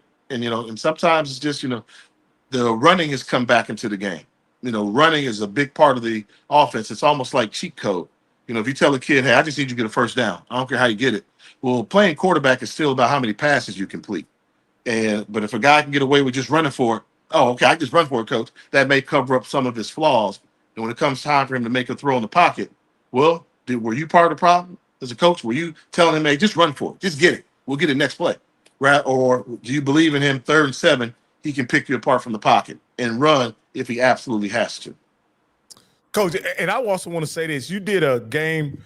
I watched a recording because I was at the OBC last year where you did North Carolina State and Alabama. No, North Carolina, NCCU and Alabama State. Yeah. And I thought, I watched it after the game. I thought you did a great job of your analysis on that game. There was a rain or whatever, but how you handled the situation with Andrew Body and how that kind of played out in that game. I thought you were courageous and being brutally honest about what you thought was going on in that game and how ultimately they had a quarterback. They just needed to be patient with him. And you said that right there on the air. And so I like to see those kind of things, especially when you see a guy that you believe is a player and he's just being jerk back and forth. And we've had Coach Robinson on the show, so it's no shade or anything, but it's just that you saw the same thing I saw that night live. It should give Body a chance. He was a guy. He was a guy that could move the crowd, move the offense, and hurt you in so many ways. And that's where I try to draw the line. I mean, as coaches, you're sensitive to them. They know the players a whole lot better than I do. I come in and just try and learn as much as I can week to week and watch their progression. And I don't try to question them. But it's my job as an outsider to say, this is what I'm seeing. And this is, I get paid by ESPN to call it like I see it. And that's what I do. Jay, let me ask you a question. We're getting ready to go into a new season, and you've seen so many teams. You've seen, you get to watch all the players, know the coach. Who are in the MEAC your top team, in the SWAC your top team, and who are going to be your surprise teams? Just as they say, a little bit too early. But who do you think will be your surprise teams, and who will be your favorites in both conferences? Surprise team in the MEAC will be Morgan State. They got a defense that can defend all the time, and defense wins you championships. Offensively, they've struggled tremendously, but they got a defense that's good enough. I mean, every year since Damon Wilson's been there, they beat a non-conference team from the CAA. So they're close. They're knocking on the door. In the SWAC, it's curious. I'm hearing a lot of buzz, but I got to see how it plays out. I'm hearing a lot of buzz about Texas Southern and Chris and Dishman, the job he's doing. But wow, it's hard to get in there to find out because they had a couple wins, and that would be a team I think could sneak up on people, and I think they could potentially sneak up on some folks. So curious about that one. But the big question for me in the SWAC is I'm still wondering, when is Alcorn going to show up? When they move from the east to the west, everybody said, the west is going to be the one now. But Alcorn has not made a run in the west yet. Right. When are they going to make that run in the west? Yeah. Now, it's funny that you said that, Jay, because we have a lot of people in our sphere that Prairie View, they're out making HBCU National Championship T-shirts already. So the fact that you were saying that Texas Southern is going to be a surprise team compared to what the hype that they thought. And, you know, Coach Jackson was a friend of the show, you know, and again, great coach. But I find that very interesting because of what you said, because Texas Southern has done it on the field. You can see them building. You can see something kind of growing there. Now, what about your favorites when you're looking at the MEAC and the SWAC? Well, I mean, Central, Central and South Carolina State are the ones there. You know, South Carolina State, they came in and just blew everybody away. Can they do it again now that some of those players and some of those transfers are gone? So people kind of know your offensive game plan. I just think, you know, North Carolina Central just keeps a quality product on the field all the time. So I would say those would be the ones that I talked about. Morgan State as well. I mean, the team to beat is still Jackson State. I mean, Jackson State, you know, the offseason, I think they won offseason recruiting. They love TC Taylor down there. They don't have all the turmoil that their closest competitor in Florida A&M has had to go through. So I think, you know, Jackson State is probably, you know, the cream of the crop. They're the team you have to knock off. And then for the past couple of years, it's been the Wild Wild West. You know, the Wild Wild West, you know, Grambling, Southern, who's it going to be? Prairie View's been up in that mix as well. So, you know, those are the same three, but the West is still wild. And the East, you know, Jackson State is still the king. Yeah. Well, Coach, man, we don't have you for over an hour. I know you told me that you got to catch a flight tomorrow, right? Absolutely, going to Atlanta. And I got to tease you. Did you say earlier you're in Texas now and you're going to do Juneteenth in California? In San Diego. That's California. Juneteenth was like invented down here in Texas. Yeah. And you're going to leave the best Juneteenth celebration to go out to, all right. Okay, well, my college roommate, man, and you know, he's doing a big spiel out in California. So you're supposed to invite him to Texas for Juneteenth. Hey, Jay, last thing before you go, because this blew up the internet last night. I don't know if you were up, but late last night, in anticipating on you coming on the show, there were people that I just didn't believe it, Jay. I just couldn't believe it. I didn't think it was true or whatever. They say, you know how they are. They say you have some deep-seated hate for Jackson State. Like it's almost like you come on the air to pick on those guys from their perspective. Where is that coming from, Jay? Because I don't get it. I don't hear that with my ears. And have you heard that before? I've heard it from every school in the country. I mean, you know, okay. I've heard it from every school. You know, Florida A&M thinks I got something against them. You know, Southern thinks I got something against them. JSU thinks I got something against them. You know, Howard University thinks I got something against them. You know, I've heard it from everywhere I go. I just say my job's to call like I see it. You know, as many times I say "thee I love," it don't matter. It don't matter. You know, you say something wrong against somebody's team, and I'll take that. Have an opinion on it. They got an opinion on me. You know, you can't win them all over. But, you know, it's funny. You know, I got good relationships with all those people in those places there, and a lot of respect for them as well. A lot of respect for them. And let me ask you, last question for sure this time. Which one of your top fives causes the biggest controversy? Top five, give me 5 homecomings or give me 5 bands? Oh, bands by far. But homecomings is growing. And then, you know, if I really want to get them going, I talk about the best fan bases out there as well, too. Because, you know, I got some opinions on who the best fan bases are. And so I got some interesting topics we're going to talk about. We're going to talk about who's got the craziest fan base. I like the toughest road trips out there. I like the easiest road trips out there. Some of them are easier than others. So we like to mix it up. But those bands, I would say bands kind of launched, you know, give me 5. You know, what I saw and just going around the country and seeing it. And I was like, I just wanted to give credit to some of those bands I thought had highlight years. And it just took on its own thing. And now you got band of the year competitions for real, where they're giving out money and stuff like that. So I would say that. But homecomings are up there. Yeah. Everybody just keep telling me I'm biased. Everybody keeps telling me I'm biased. And my thing is, I'm not biased because I've seen all these homecomings, right? And if you've seen them all, and I'm willing to say that there's nothing bigger than Howard Homecoming. There's nothing big. I've seen some other good ones. Some other ones are cute. They're cute. G-Ho has a great name. Greatest homecoming on earth. Is it? No. It's not the greatest homecoming on earth, but it's got the best name. And Well, they I'm say, getting look, around. I'm getting around, Jay, and I did Southern and I did Prairie View. And if it gets any better than those two, Jay, if I go to Howard and it's better than those two, I don't know what I'm gonna do. Man, you ain't even seen the Sunny Boom, man. hey, go check out Howard for all the star power. Make sure you got your phone out because we're gonna have all the star power that you want. I mean, I'm gonna let you know. I just got a text and say Diddy won't make this one next year. I got to go now. Y'all getting low now, man. I got to go now. Man, oh man.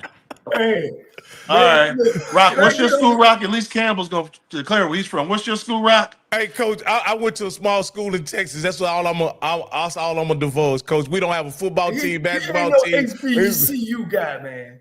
He ain't no HBCU guy, Coach. Okay, I got Hey, you. hey, Jay, Hey, watch Jay, yourself. Hey, watch yourself. Jay, I got one thing though now, because my people from FAMU wanted me to know, could I call you by your government name, Jules Jacobia Walker, and how did you not go by that and you call yourself Jay? They want to know that because they say, hey, tell Jules Jacobia that when he come down to Tallahassee, we're gonna have to talk to him. You know what that tells me? That tells me that FAMU has finally made the full adjustment into being a SWAC school. Y'all had some class when you was in the MEAC. Now y'all SWAC, and y'all doing down and dirty like they do in the SWAC. What they call it, rough in the SWAC. But my son is Jewel. He likes Jewel. He goes by Jewel. I was JJ growing up, and then JJ became a little too silly, and I went from JJ to J in high school. Didn't really like Jewel, and so now didn't like it so much. I named my son. Where come from? Because you put it in the air. Yeah, You earned that name. Rowan, I earned Skywalker. Yeah, I threw 6 touchdowns in my first game at Howard at home. So we want to be part of your top 5 HBCU podcast. Put that in your pocket. man, you was there till Rock messed with me, then Campbell messed with the last 2 questions, man. Hey, I'm gonna make it up to you, Jay. Somebody told me that you're a cigar guy, Jay. I am too. Make sure you text Coach Cole your list, and I'll get them to you, Coach. No doubt.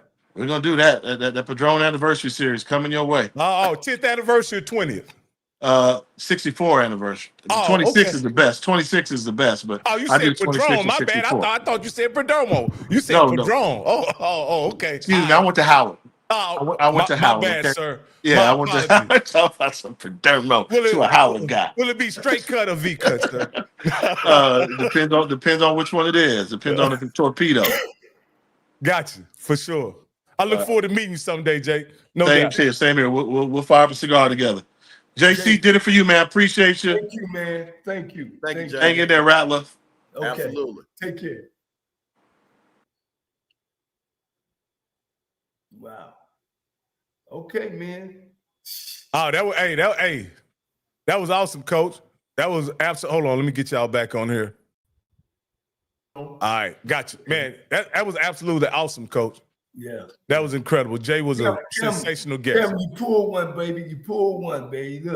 Look. You gained all your feathers back, baby. Well, listen. I got. Hey, man. Shout out to Beta Alpha Kappa Alpha down there. Those my girls. And one of my girls said, "That's my girl. I can make it happen." That's what they came through for me. So those are my girls. They took good care of us.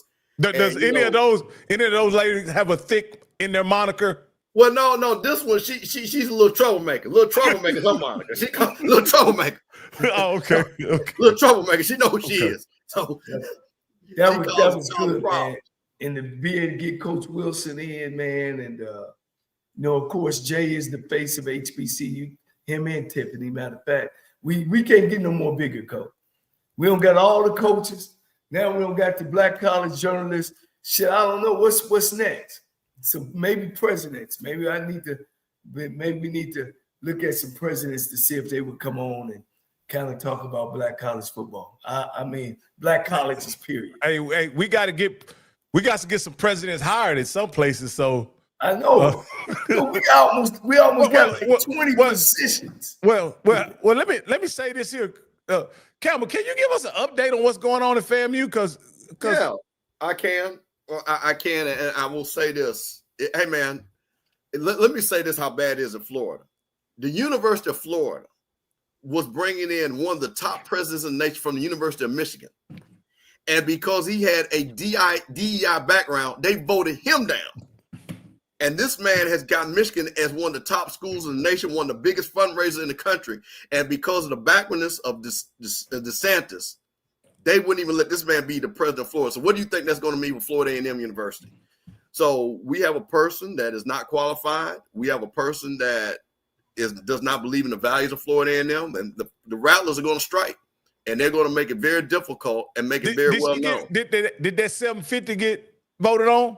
Well, so what has happened is they voted on the range. Our foundation. So in the state of Florida, is very weird.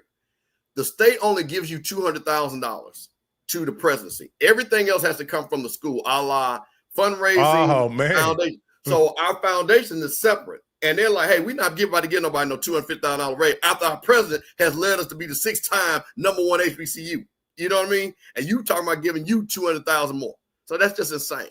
That is just so insane. y'all, They so talking y'all about paying her $750,000. And what, Coach, let me give you one better. And give her a lifetime job at our law school and be the highest paid professor, and she's never taught a class. Wow. Oh, but y'all have the purse strings on what her salary is going to be. Well, that's going to be the fight. That's where the fight is going to be at. So I'm very proud of a lot of the alumni. I'm very proud of the students. And again, everybody, they're not acting ugly. They're not doing things that are disrespectful, but they're speaking their voice. So they're not going to be silent. So is she hired or not? Well, yes, technically she is.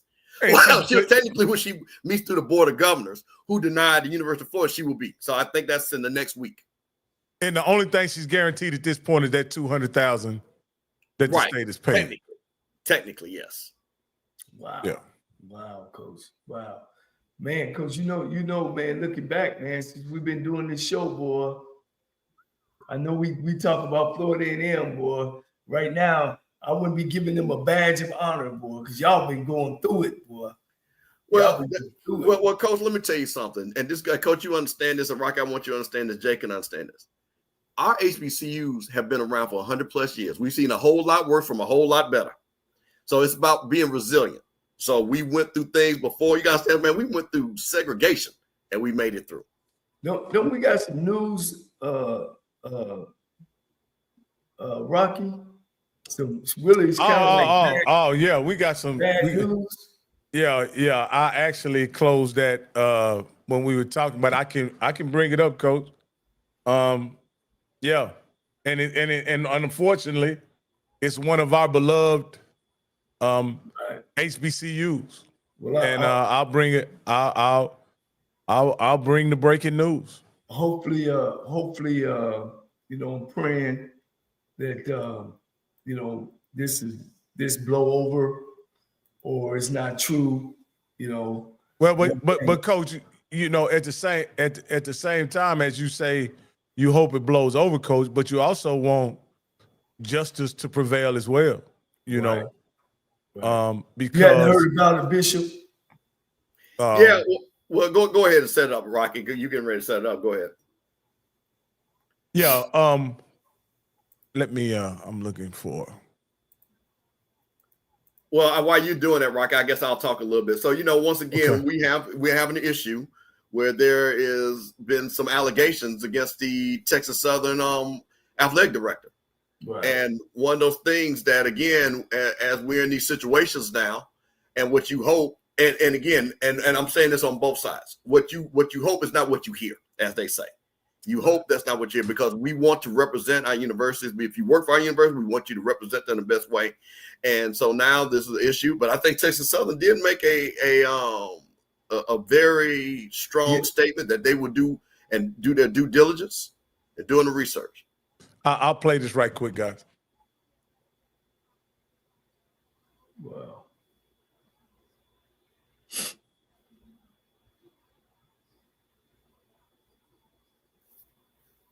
As soon as this ad finished playing. Oh, it don't have. No, the ad is not. There you go. Got to turn it up.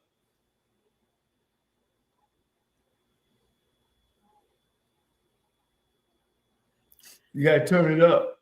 Can you hear it? No, we can't hear you. And Calvin, I'm gonna co-sign that. That don't put yourself in a position.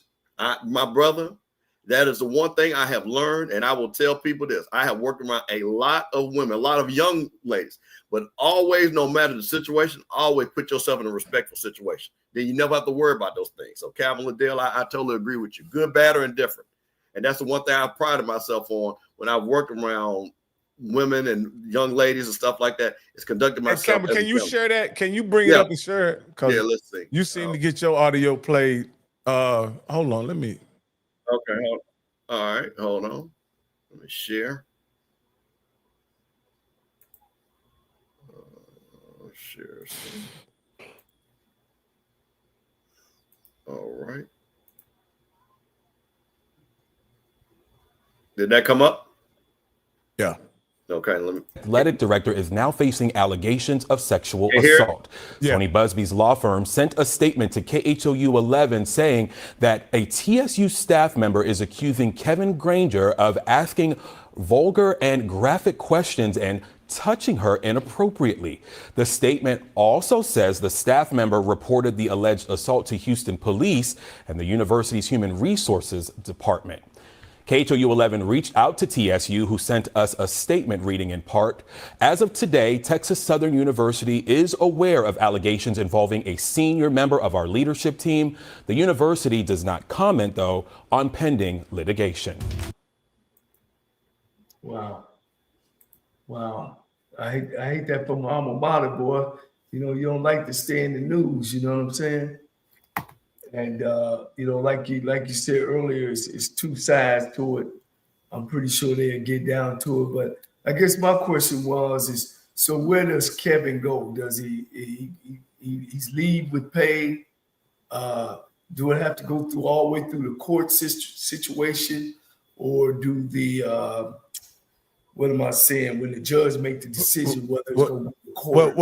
Well, this is what I say. The school has the privilege of looking at the evidence and making a personnel decision. They don't have to wait on a legal determination of whether or not an assault occurred. Because wouldn't you say, Mr. Campbell, that there are things that are alleged that even if it's not criminal, may be certainly absolutely. It's two things. You have an HR issue, which that's where it starts right off the rip. Then this young lady would then, if there is a criminal issue, that's when the police will look into it. But to the point where, and again, HR handbooks are much more broad. I mean, he could have called out her name, and that's enough for him to be fired. Or if he made her feel uncomfortable, use that power dynamic, that can make him be fired. Now, the thing in which and I'm saying this because I don't want anybody to be assaulted. What I'm praying is that it's not a criminal action, that he did something that will cause a criminal sanction, because that means he's really invaded her space. That means he's really violated her, and we don't want that at all. So what I will say that, again, the disrespectful part, if that is, then you got to know better. And that's, so Coach, to answer your question, the first thing probably, she reported HR, and then they're going to be probably an investigation where if there is an action that is criminal, then that takes place too. So it's twofold. And so what happens if it's just his word against her word? I guess those two is just the only two in the room. Well, Coach, here's the situation. His word against hers always is going to lean on under what circumstances or situation did it occur, right? Was the door locked and all that? Kind of stuff? Yeah. Like that's going to factor into, because you got you guys have been managers and CEOs. You guys always understand that you guys have to be in cover your ass mode all the time. I call it three. You got three people in there in any meeting. You know what I mean? Call three. You got to have three people in there. You got to be, and make sure if you meet with a female that you have somebody in there. Like Cameron was saying earlier, you got to be real careful about that. Real careful about that. Now, in these situations, I'm just gonna say this, and this is merely speculation. What usually, in my opinion, determines the outcome of these situations from an HR standpoint is what was the nature of their relationship outside of work. Like that's gonna determine Mr. Granger's fate on the job. You know what I mean? Is what was it, if they had did they have a relationship off work? And if they did, what was it? And a lot of times those relationships are going to be considered inappropriate, wouldn't you say, Mr. Campbell? Absolutely, because it's a power dynamic. And again, in most HR handbooks, if she's any line in that chain, you know, that's going to be no. You can't do that. And he's married. Oh, well, see, well, that's a whole nother headache. And I'm literally. Yeah. So see, you know, again, this is what's disappointing. We know the mission of what we're supposed to do at these universities, and what anybody, but you got to understand when you're sitting in that seat, and that is a very prominent seat, coach. You know, athletic director. That's one of 12 in the SWAC. So that means, and I always think about this: if I'm one of 12, that means 100 people are watching me, good, bad, and different. So I'm never going to put myself in a position to fail because I'm one of the 12. I'm one of 100. I'm one of 10, and that's just me. Because so to Coach's point, if there is something where you feel that is being miscommunicated, hey, like you said, let's get somebody else in here, because if there's a discussion, an argument, things like that. So you know that's just, you know, again, it's just disappointing. And again, I don't want to speculate. She was a single woman, and then number two. Of course, all this is allegations. We just reading what they said, that he asked her, was she recording him? And according to the documentation, she never said yes or no. She didn't say anything. So here's my question. Let's just say she was recording him. Is it permissible? Well, that depends in Texas. Each state has a different law. I'm not familiar with the law, but yeah. I know if she got a recording, it's admissible at HR. Yeah, thank you. And I'll tell you this too, but here's my problem with that question. I'm never worried about you recording me because I ain't gonna do nothing for you to be worried about it. It's gonna be just like we have here. See, that's my thing about that. I'm not. What are you worried about being recorded? Because again, if you see right then and there, you shouldn't be doing anything. Hey man, record everything. Record it. Show it to everybody. Because one thing, what you're never going to see is Steve Campbell said anything crazy. So I don't care about you recording it. So that makes me nervous about that. Before they even say, are you recording it? You know what I mean? Now, Shonda, I agree with you. They can't fire him without a thorough investigation. But based on those findings, they definitely can make a decision.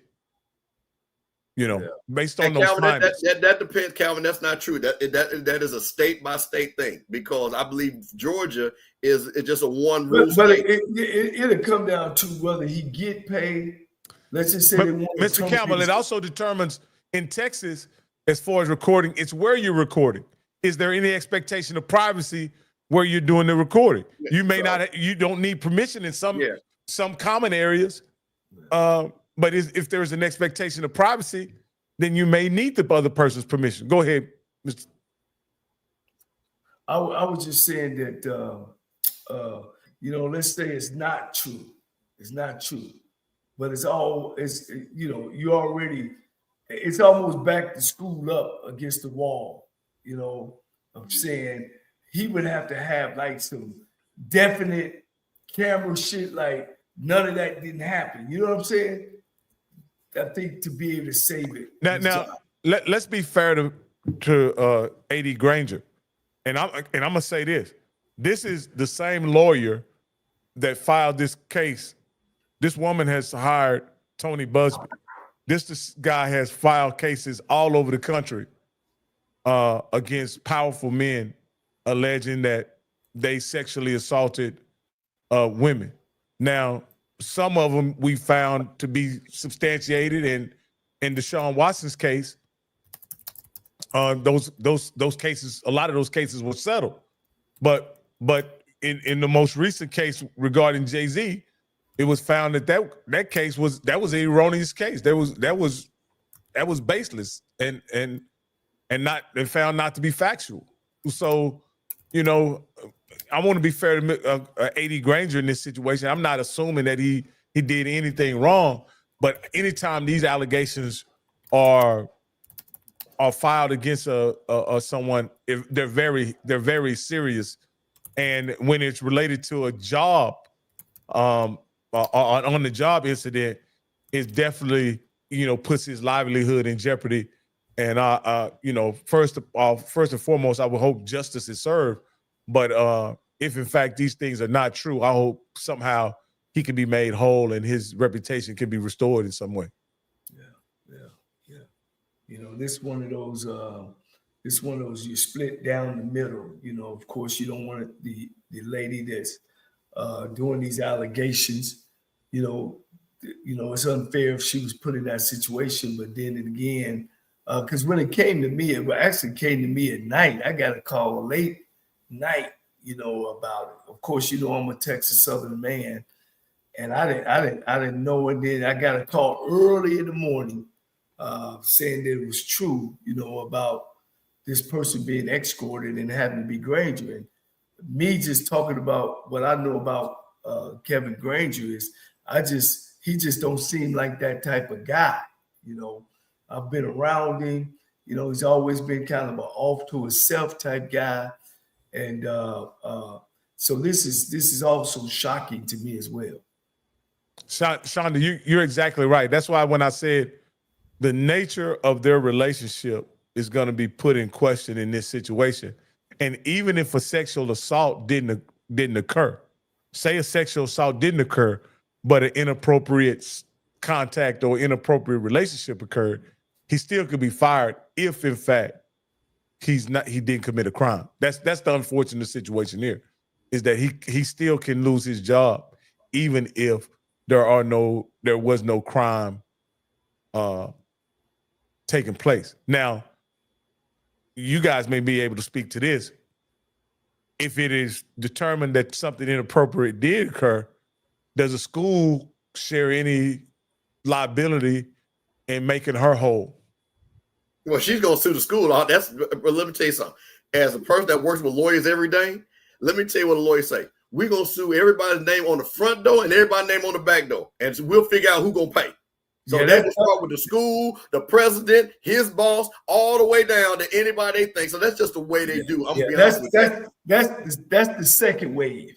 Yeah. If she win the case, the school's just gonna write her a check. Yeah, and they have insurance for that actually. So they probably just gonna write her a check. Yeah. What is Shonda saying? Is there any other forms of communication or exchange between them? And she's right. We don't know at this time. Of course, I'm getting information by the hour. So my question is, I mean, I don't know if that helps him. If you find out that there is some type of relationship that they have that's consensual, I don't know that helps him in his it situation. It let doesn't. me ask y'all this: if they settle out of court, what does that mean for Coach Granger? Well, here's the thing. Does he go back to work? No, because I'm telling you, and my mother's worked for HR for 45 years. I'm gonna tell you right now, if there's some smoke, them folk, they will let him go in a heartbeat. Because if he's settled, because to Rocky's point, they're gonna do an investigation for that's separate for anything like that. And if anything in that manual that he did, like he called her baby, called her sugar, wasn't talking to her, I'm telling you, they can terminate him without blinking, and they will. Because they're not going to. And they'll just go on and pay him off, and that way he can't come back and sue them because we paid your contract. Well, but he might be in breach. That's what I'm saying, Coach. If he's in breach, they don't owe him anything. If he's in breach of that handbook and HR and all that is listed, trust me, very detailed. And they feel that he's done anything to breach that in that handbook, they don't have to pay him anything. They'll just cut him. Yeah, JT said it ain't gonna save his job. No, not even close. Yeah. Because you gotta understand something too, Coach, and you think about this too. When you're an athletic director, a teacher, you understand this. He is around women. Yeah. Women coaches, women athletes. If you can't have, and I'm just talking about from a PR standpoint, you can't have your athlete. Well, we think he's a creep. That's not gonna work. Right. That's not good PR. Right. You can't recruit off that. No, you can't. Right. And would you want to send your daughter? You just wouldn't feel comfortable. And like I said, I know I wouldn't. Like I say, no. Yeah, I just in these situations, man, I just hate it for everybody involved. I hate it for the young lady. You know what I mean? And I hate it for AD Granger in that if in fact he's not guilty of these things, I don't know that a man's reputation can come back from this, Coach. You know, I've never personally had to deal with a character assassination of any type. But Coach, you know, you can speak to this. You've never dealt with anything of this nature. But I think, to be fair to you, there have been things said about you that just weren't accurate and spread throughout HBCUs. How do you overcome that, Coach? I'll be honest with you. You know, of course, you know, I went through this and I fought it. And then what happened was it was over. It was over. The newspaper get a hold to it a year later because I moved to another position, and then boom, here come an article. You know, and fortunate for me, you know, things were called back and said it didn't happen. And when that happened, when the parties involved said that this didn't happen, then that really threw things back into my lap as far as, look, I ain't going nowhere. I told, you know, I've stood on my truths, and that's how it is. But it was a lot of things said, you know, and a lot of allegations. But Coach, can a man outrun the Google though? No. That'll be there forever. It'll be there forever. And you know, the thing about Mr. Granger, you know, he was an HISD guy and he's a Texas Southern guy. Those are two positions he's held. You know, with this out there, I don't know if he can settle, Coach Bishop. And everybody would go with that. You know, I think he might have to fight this tooth and nail all the way to the end. And you know, Coach, it may be a situation where if they do let him go, he has to fight for his name and his reputation. You know? Yeah. I don't think he have a choice. I don't think he have a choice. And I tell you guys, and I'm truthful, that I just couldn't believe that he would be tied up in something like this. Shonda says this: in Texas, recording conversations is generally legal under the one-party consent rule. This means that as long as at least one party to the conversation consents to being recorded, it's lawful to record. Yeah, and that's most southern states. and admissible in court, the more important deal. And that's the only thing that hadn't came out. He supposedly allegations. He's supposed to ask, was he being recorded? And I guess he's feeling on her or trying to see or not. But here's the kicker. She never answered yes or no. Or at least he never said, she said no, you know, to be able to throw it out, you know. And if she did, and they got that recording with some of these things that were said, man, that's not good. Well, Coach, you got to understand something. If somebody's recording, see, this goes back to like I tell people. Whenever you see somebody do something, 9 out of 10 times, that's not the first time they did it. And I'm not saying him. I'm just talking about in just general, right? So if I see somebody smoking weed, that's probably not the first time they smoked weed. That's the first time I saw them. So she probably said in her mind, whatever this behavior was that she was not agreeable to, she said, I'm going to record the sucker next time I walk in this room. And that's probably what it was. So it was a build-up. It wasn't at one time, because you don't think of one time and say, I'm going to record you, because you don't know anything's going to happen. Yeah. So this is usually a behavior that's probably going on. And like I said, again, speculating that's going on. Coach, you said something. In all of it, you said something. This wasn't just the first time. It didn't sound like this was the first time. Door locked. Are you recording me? I can help you. Wow. You know, I don't know. Yeah, so that's what I'm saying. Not the first thing. If I'm meeting somebody, and again, I meet with a lot of beautiful, and I'm saying that just to people see, I sponsor a lot of beautiful young. I don't sit back and say, hey, you got a recording on me? Because I ain't about to say nothing crazy. So I'm not worried about it again. That's why I'm saying it again. when I hear that, it kind of triggers me because these are things that I think about all the time when I go into me. And I am in meetings. I don't have 3 people in because sometimes I just only have to meet with 1 person and I can't go find a 3rd person. But as long as I'm on my behavior and I know what it is, and again, my reputation precedes me, and people know if somebody will say something about me, trust me, 99.9% of people say, Steve Campbell did not do that. I can guarantee you that. That's facts, because I'm not. Yeah. Hey, but them 12 jury who don't know you is going to have to listen to them facts. I got it. Hey, you look, and I hope nobody else shows up. I hope no other females show up.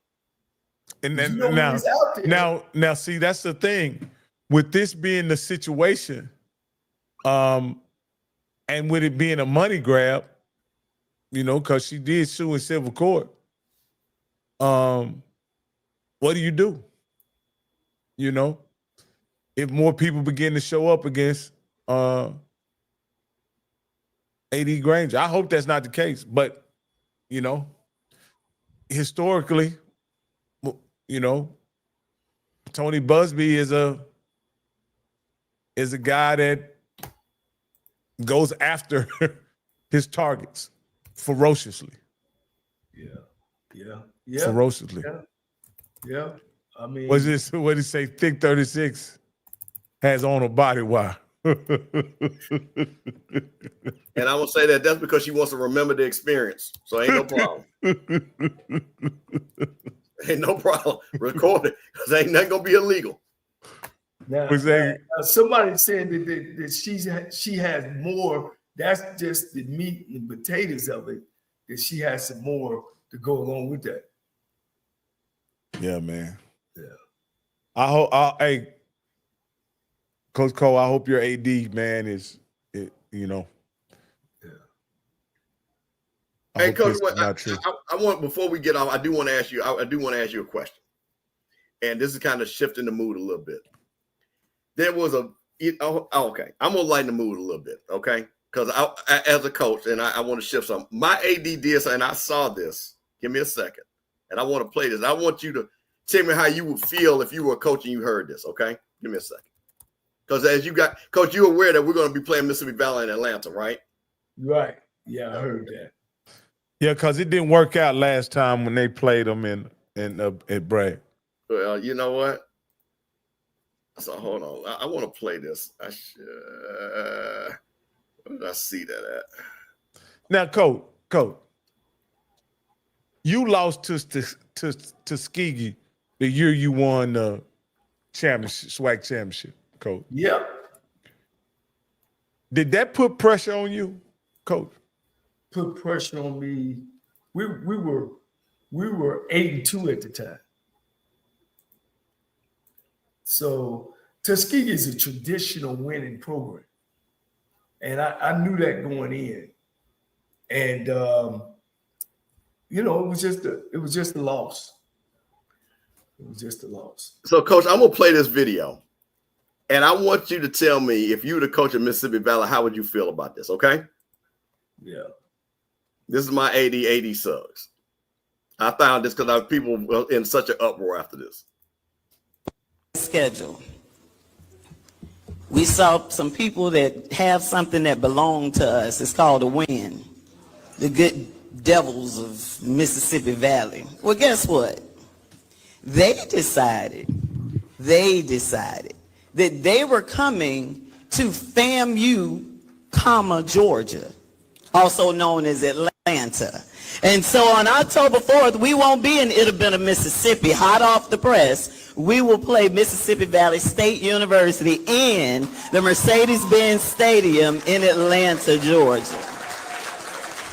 It's their home game. It was their choice. We were set to go out to It'll Been a, I don't know where we were going to stay, with Jackson, I guess. We were going to bring some people because we travel well. But as I told the guys on yesterday, I had to tip out of one of the sessions to hop on that call. And as I told them, I said, it's their game, but it's our stick. Now, y'all coming to our home. When y'all roll up in Mercedes-Benz, that's our house. And so... So, Coach, Now, if you my friend, and you coach Buckley, and you know everybody's, what would you think when you saw that, Coach? Well, 9 times out of 10, I've been on the other side. You know, being the one that's gonna hand it to him. But woo, Coach. That was strong, wasn't it, Coach? That was strong, Coach. That was strong. That was strong. Hey, now shouldn't y'all tiptoe into Atlanta considering what happened last time y'all played? Absolutely. Those Delta Devils? Hey, listen, Absolutely not. Listen, man. Listen. A broke clock is right twice a day. So they got they won, and I tell people this all the time. Hey, man, sometimes God works in mysterious ways. I think we're in a much better position coaching wise. So I think we'll be ready to go. And again, I just thought that was fascinating because people would just lose their mind that she would say that. What did she say? Can I say this though, Rocky? And you know this, Cowboy. That's swag. That's black college football. Thank you, Coach. Selling tickets. Thank you, Coach. Coach. We're all gonna go out and have a drink afterwards and laugh and joke. But that's swag. That's old school black college football, right? Wait a minute, hold on. And no, fam, you ain't never lost a vet. Now, when he played at Prairie View, no, don't say Willie ain't no, sir. So don't be right with that false information. FAMU's only lost a vet one time in our history, and that's been that last year. So no, Willie, I don't know what he did at Prairie View. We talking about FAMU. But that's black college football, Coach. That's what you do. You talk smack. And thank you. You know, and definitely I'm gonna use it if I'm Coach Buckley, you know, as a motivating tool.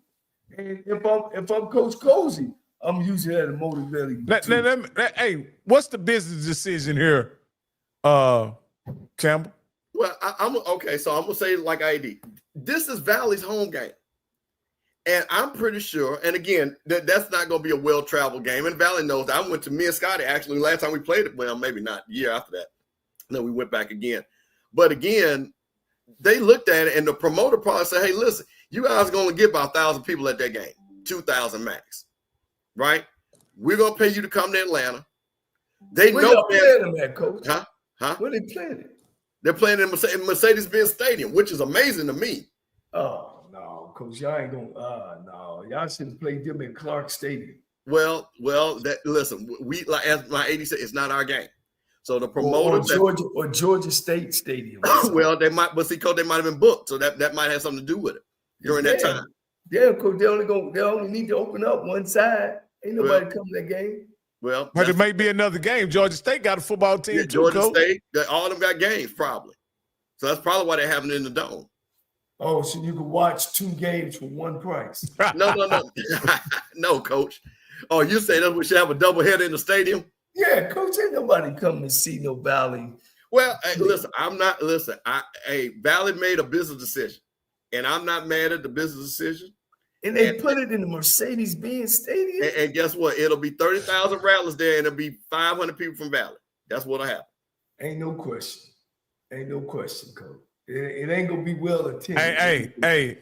And if Cozy fumbled that one, then what? Well, that's not going. He won't make it back to Tallahassee. What we're not going to do is talk. No, listen, Coach Cozy.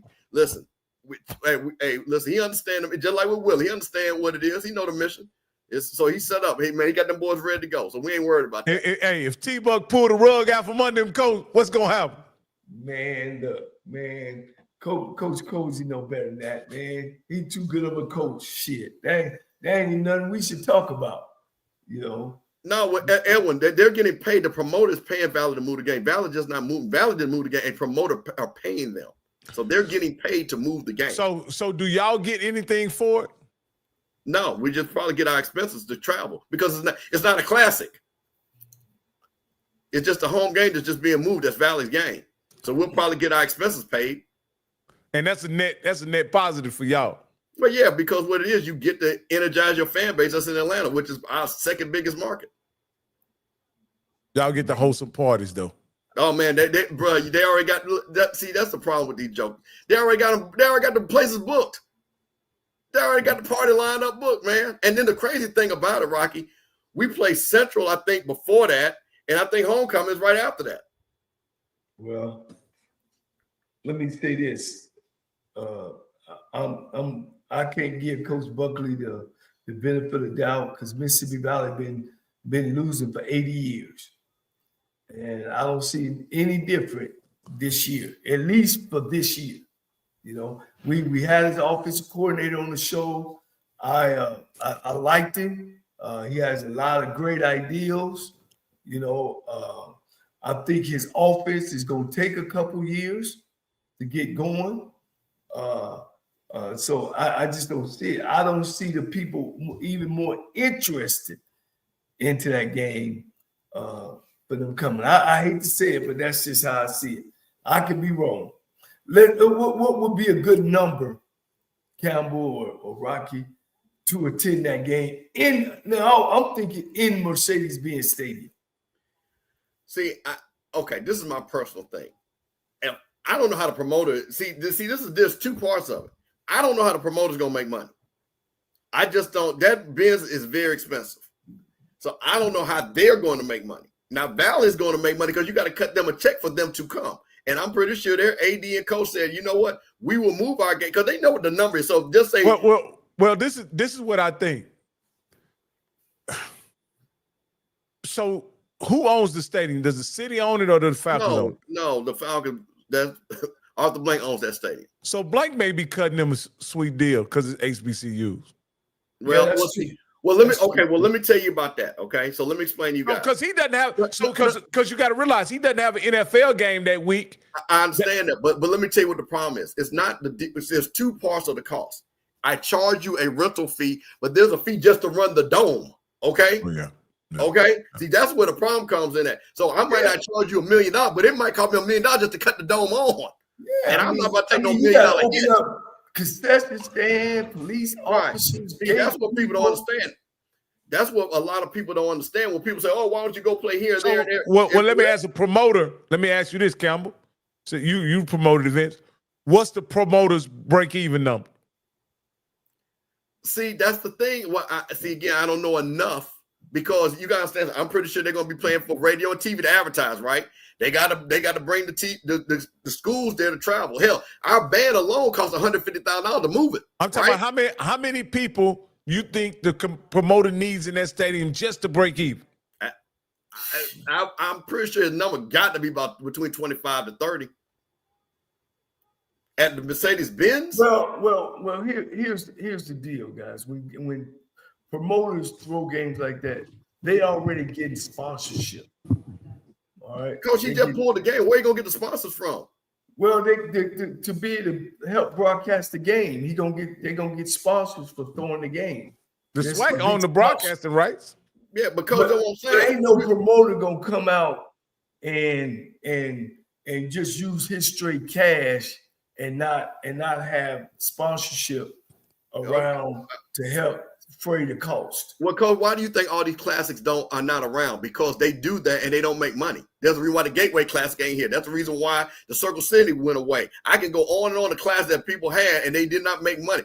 Hey, look, why your boy shut down? If that was the case, your boy would have the Southern Heritage Classic just every year, no matter who was there.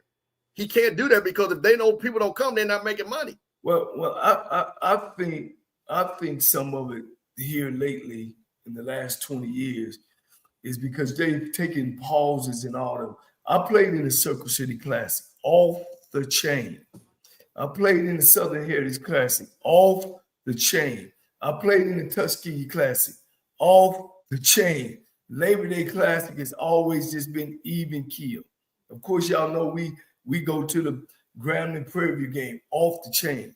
When people start getting involved and everybody's hands start getting out, they lost the significance of the game. And like Al Walsh told us, it ain't about the two teams. It's about what was going on around the game. You know what I'm saying? In the sponsorship. So I think that's why I feel that way. You think the city of Atlanta has some type of grant? They're paying. Well, you got the sportsman council there, like in every sports commission in every state or every city, just about major city. So I think they will get a draw, but I just don't see them getting 30, Coach. I might see them getting. I'll be honest. I'll be honest. Who Valley played before they? What game is it? I don't know. It's the fifth game. It's either the fourth or fifth game of the season. What they got to come in there with some wins. If they come in there 0-4, coach, Valley come in there 0-4. You think all y'all folks gonna show up? Well, I'm saying the FAMU people gonna come. It doesn't matter if that we playing Valley. It's in Atlanta. Yeah. So that I'm gonna be honest with you. See, that's the funny thing about it. For the FAMU people, it doesn't matter who we're playing. Okay, answer me this, coach. You can answer me this. You think 35 don't show up at Atlanta and only 10 showed up at the Orange Blossom City Classic?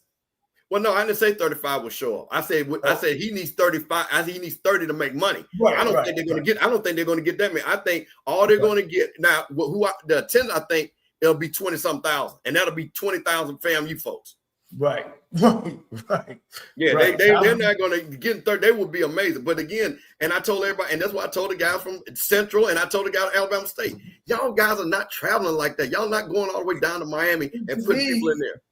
Build it up first. You know, you got to build those classics up. And it's not a classic. They're not going to have it next year. Wait. Let me tell you. Let me tell you something, Adrian. Either please stay out of grown folks' business. Ain't gonna be no 5K in Atlanta. Now Southern might come and bring 5K, but FAMU, no man, FAMU plays in Atlanta. There ain't gonna be no 5. Hell, I got 5,000 friends that's gonna come by myself. That's gonna be in Atlanta. It's 5,000 people in Atlanta that live here from FAMU alumni. So please sit this one out. And Southern get and win a game. I'm with my man Edwin Moore. I think it's a lose-lose for Valley. I think if it's a Valley game, shit, play them up in Jackson somewhere. Well, see, Coach, that's what I'm trying to tell you, but you got to think they only moved that game. That's what I'm saying. I'm giving T-Buck and their AD credit. They looked at the number, and the number was like, move it. They're not going to move the game just to be moving it. So that number had to be a number. I think for recruiting as well, it could be a big step. I totally agree with that, Rocky. I think that is huge. Yeah, I think we'll see, man. I think of it. My issue with the game is you take away your competitive advantage as far as Mississippi Valley. This is another, and I hate to say this, guys. Y'all may not view it this way, but I certainly do. But this is another money game. Yeah. You taking the game away from the parents of those kids who are attending Mississippi Valley so that the school can make some money. They move it to Jackson, Mississippi, not Atlanta. But see, guys, listen to what I'm saying. You keep saying that it's not Valley did not move it. Somebody paid Valley to move it. If somebody paid them to move it to Jackson, and Coach, you know this, Valley has moved. I think, what was that? I mean, that might have been the spring season. Valley moved their game to Jackson to play Southern. Yeah, I see what you're saying. So to the audience, just to be straight with Coach Campbell was saying, they might have gave Valley $150,000 to move to come to Atlanta to play. That's what you're saying. Right. It's not a Mississippi Valley thing. It's the promoter came in and said, okay, we want to buy your game. What would you make at home? Correct. All right, and let me here's that money. You would make it home. Now my one is, okay, when you come up there, do you make more or not? I don't know. That's probably in the contract. Now next year, are y'all gonna sell it to the promoter? Absolutely not. You know that's not happening. Even if it's Valley, I wouldn't sell it. I don't think. Well, let me tell you something. I can't speak for my AD. If she moved that game, that means she's gonna make a great business decision. So let me say that my AD, we don't do raffle tickets. So here's the thing: if she moves it, it's because FAMU is gonna come out in a plus. Right. So let me answer it that way. Yeah, I don't see her moving no damn Mississippi Valley game out of Rattler Stadium. Shit. I don't even think nobody can buy y'all out of that game because y'all gonna fill it up and you probably gonna play them on homecoming again? Right. Well, we did, and we did play them on homecoming this year because it was a little bit later. But yeah, that you know how that goes. You know the list. You know how the list goes. Yeah. Let me say the Rattlers will put PV on homecoming, so it don't matter who they put on homecoming. Listen, Grambling, we done Grambling too. So we don't care. But no, I just thought, Coach, as a, you know, when I saw that, and like I said, you know, of course she was speaking to the NA, you know what I'm saying, doing what she does, you know, speaking to the crowd. But I just thought it was funny because, you know, in the groups, and people are like, oh, I can't believe AD's son said that. She disrespected Mississippi Valley. Man, y'all go somewhere with that foolishness. Hey, man, I love that, Coach. Shit, I love that. And I came right back and doubled down on it. Yeah, when she say this is FAMU, Georgia? Come on, man. We know it is. Yeah. Shit, I would even went on and attack their culture. Like, you know, I know y'all had Howard. Hey, no I know for a championship game, y'all ran laps around Howard. I don't even know if they was even there. Listen, that's the only thing that I hate that we did not get in with Jay. That was the one thing that I wanted to understand. How are you playing a national championship game with the vice president and it's only you and her, and the Howard people that's there? Come on, man. What's the problem?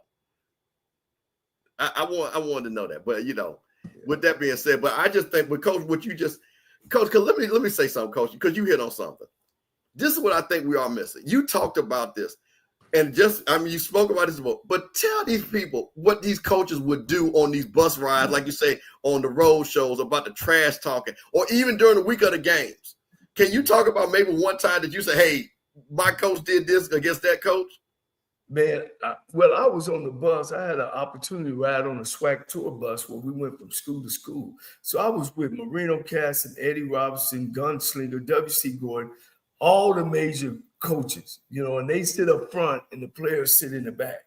And man, it's just trash talking from A through Z, and they telling stories about the old man that he went to church, and every time the lady was standing up, the lady had her dress on and her butt cheeks was getting the dress.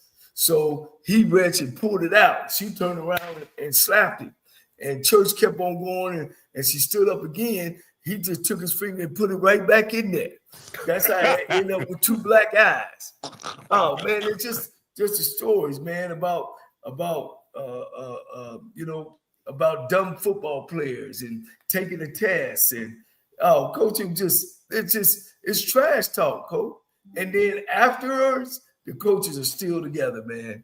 And that's what made people get involved with black college football, man.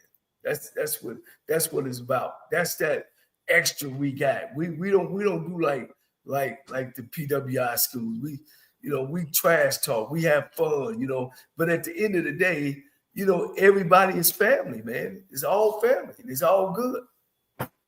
But you know, Coach. But you know, I will say one thing, Rock, and I'll let you get in this. But you just said, but this is the reason why we have to have continuity in the coaches.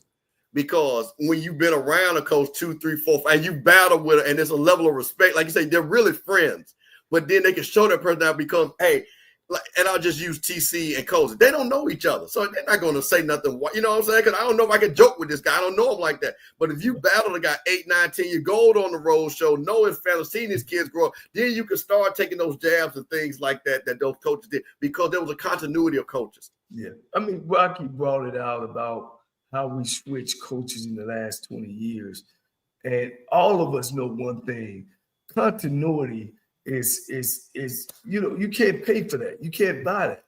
And that's one of the things that we've gotten away from when you're talking about coaching, you know, 100 players. You need continuity. You need that opportunity to put your team together and work, instead of every year you starting over, new philosophy, here come another coach, and you never get no continuity, Coach. You know, and that's why I look at these records. I mean, TC Taylor had a great record, but everybody else is 6 to 5 to underneath. You know what I mean? But we had 3, 4 winning teams every year. Out of 12. Well, Coach, like I say, with the addition of Sam Shade and Tremaine Jackson, they went after quality coaches, Coach. And so we'll see how that turns out for them. Well, Coach, we hit 2 hours, Coach. Campbell, you got anything before we wrap this thing up? No, man. Again, once again, I think great shows. Shout out to Tiffany Greene, my fellow rattler, to come in there. And man, and I'm just gonna say this: her and Jay, you know, we joke, and that's what I'm saying. We joke, but I'm so proud of what they do and what they bring. Like I said, they are for the culture, and they did do such a great job. And like I said, Coach, thank you for allowing the opportunity for Tiffany to come on, because I think that was great for Jay to have his, as they say, his running partner to give him his flowers. So I really appreciate that. Right, man. I mean, you talking about two of the faces of Black college football on our show. You talk about Doug Williams and Eddie Robinson and Trey Oliver and Chennis Berry, and you know, I think we've missed maybe 4 or 5 major coaches on our show. I don't think you can get it more better. I don't even think ESPN and these other have put out the products and the coaches that we've done on our show. You know, we try to bring into your living room what these coaches think, what they go through, what their players think, what they go through. So I think it's really big. You know, I can't say enough about Rocky and Coach Campbell about you know, sharing this dream and this reality with me on down, you know, on being able to broadcast and bring Black college sports and mostly football into your living room, man. I think it's a blessing. I thank my Lord up top to always watch over me, to make sure I had a sandwich and I was always able to feed my family. I want to thank you. You know, again, you know, things are tough in this world. And I always say, if you feel yourself at the end of the road, tie a knot and hold on tight, because ain't nobody bad like you.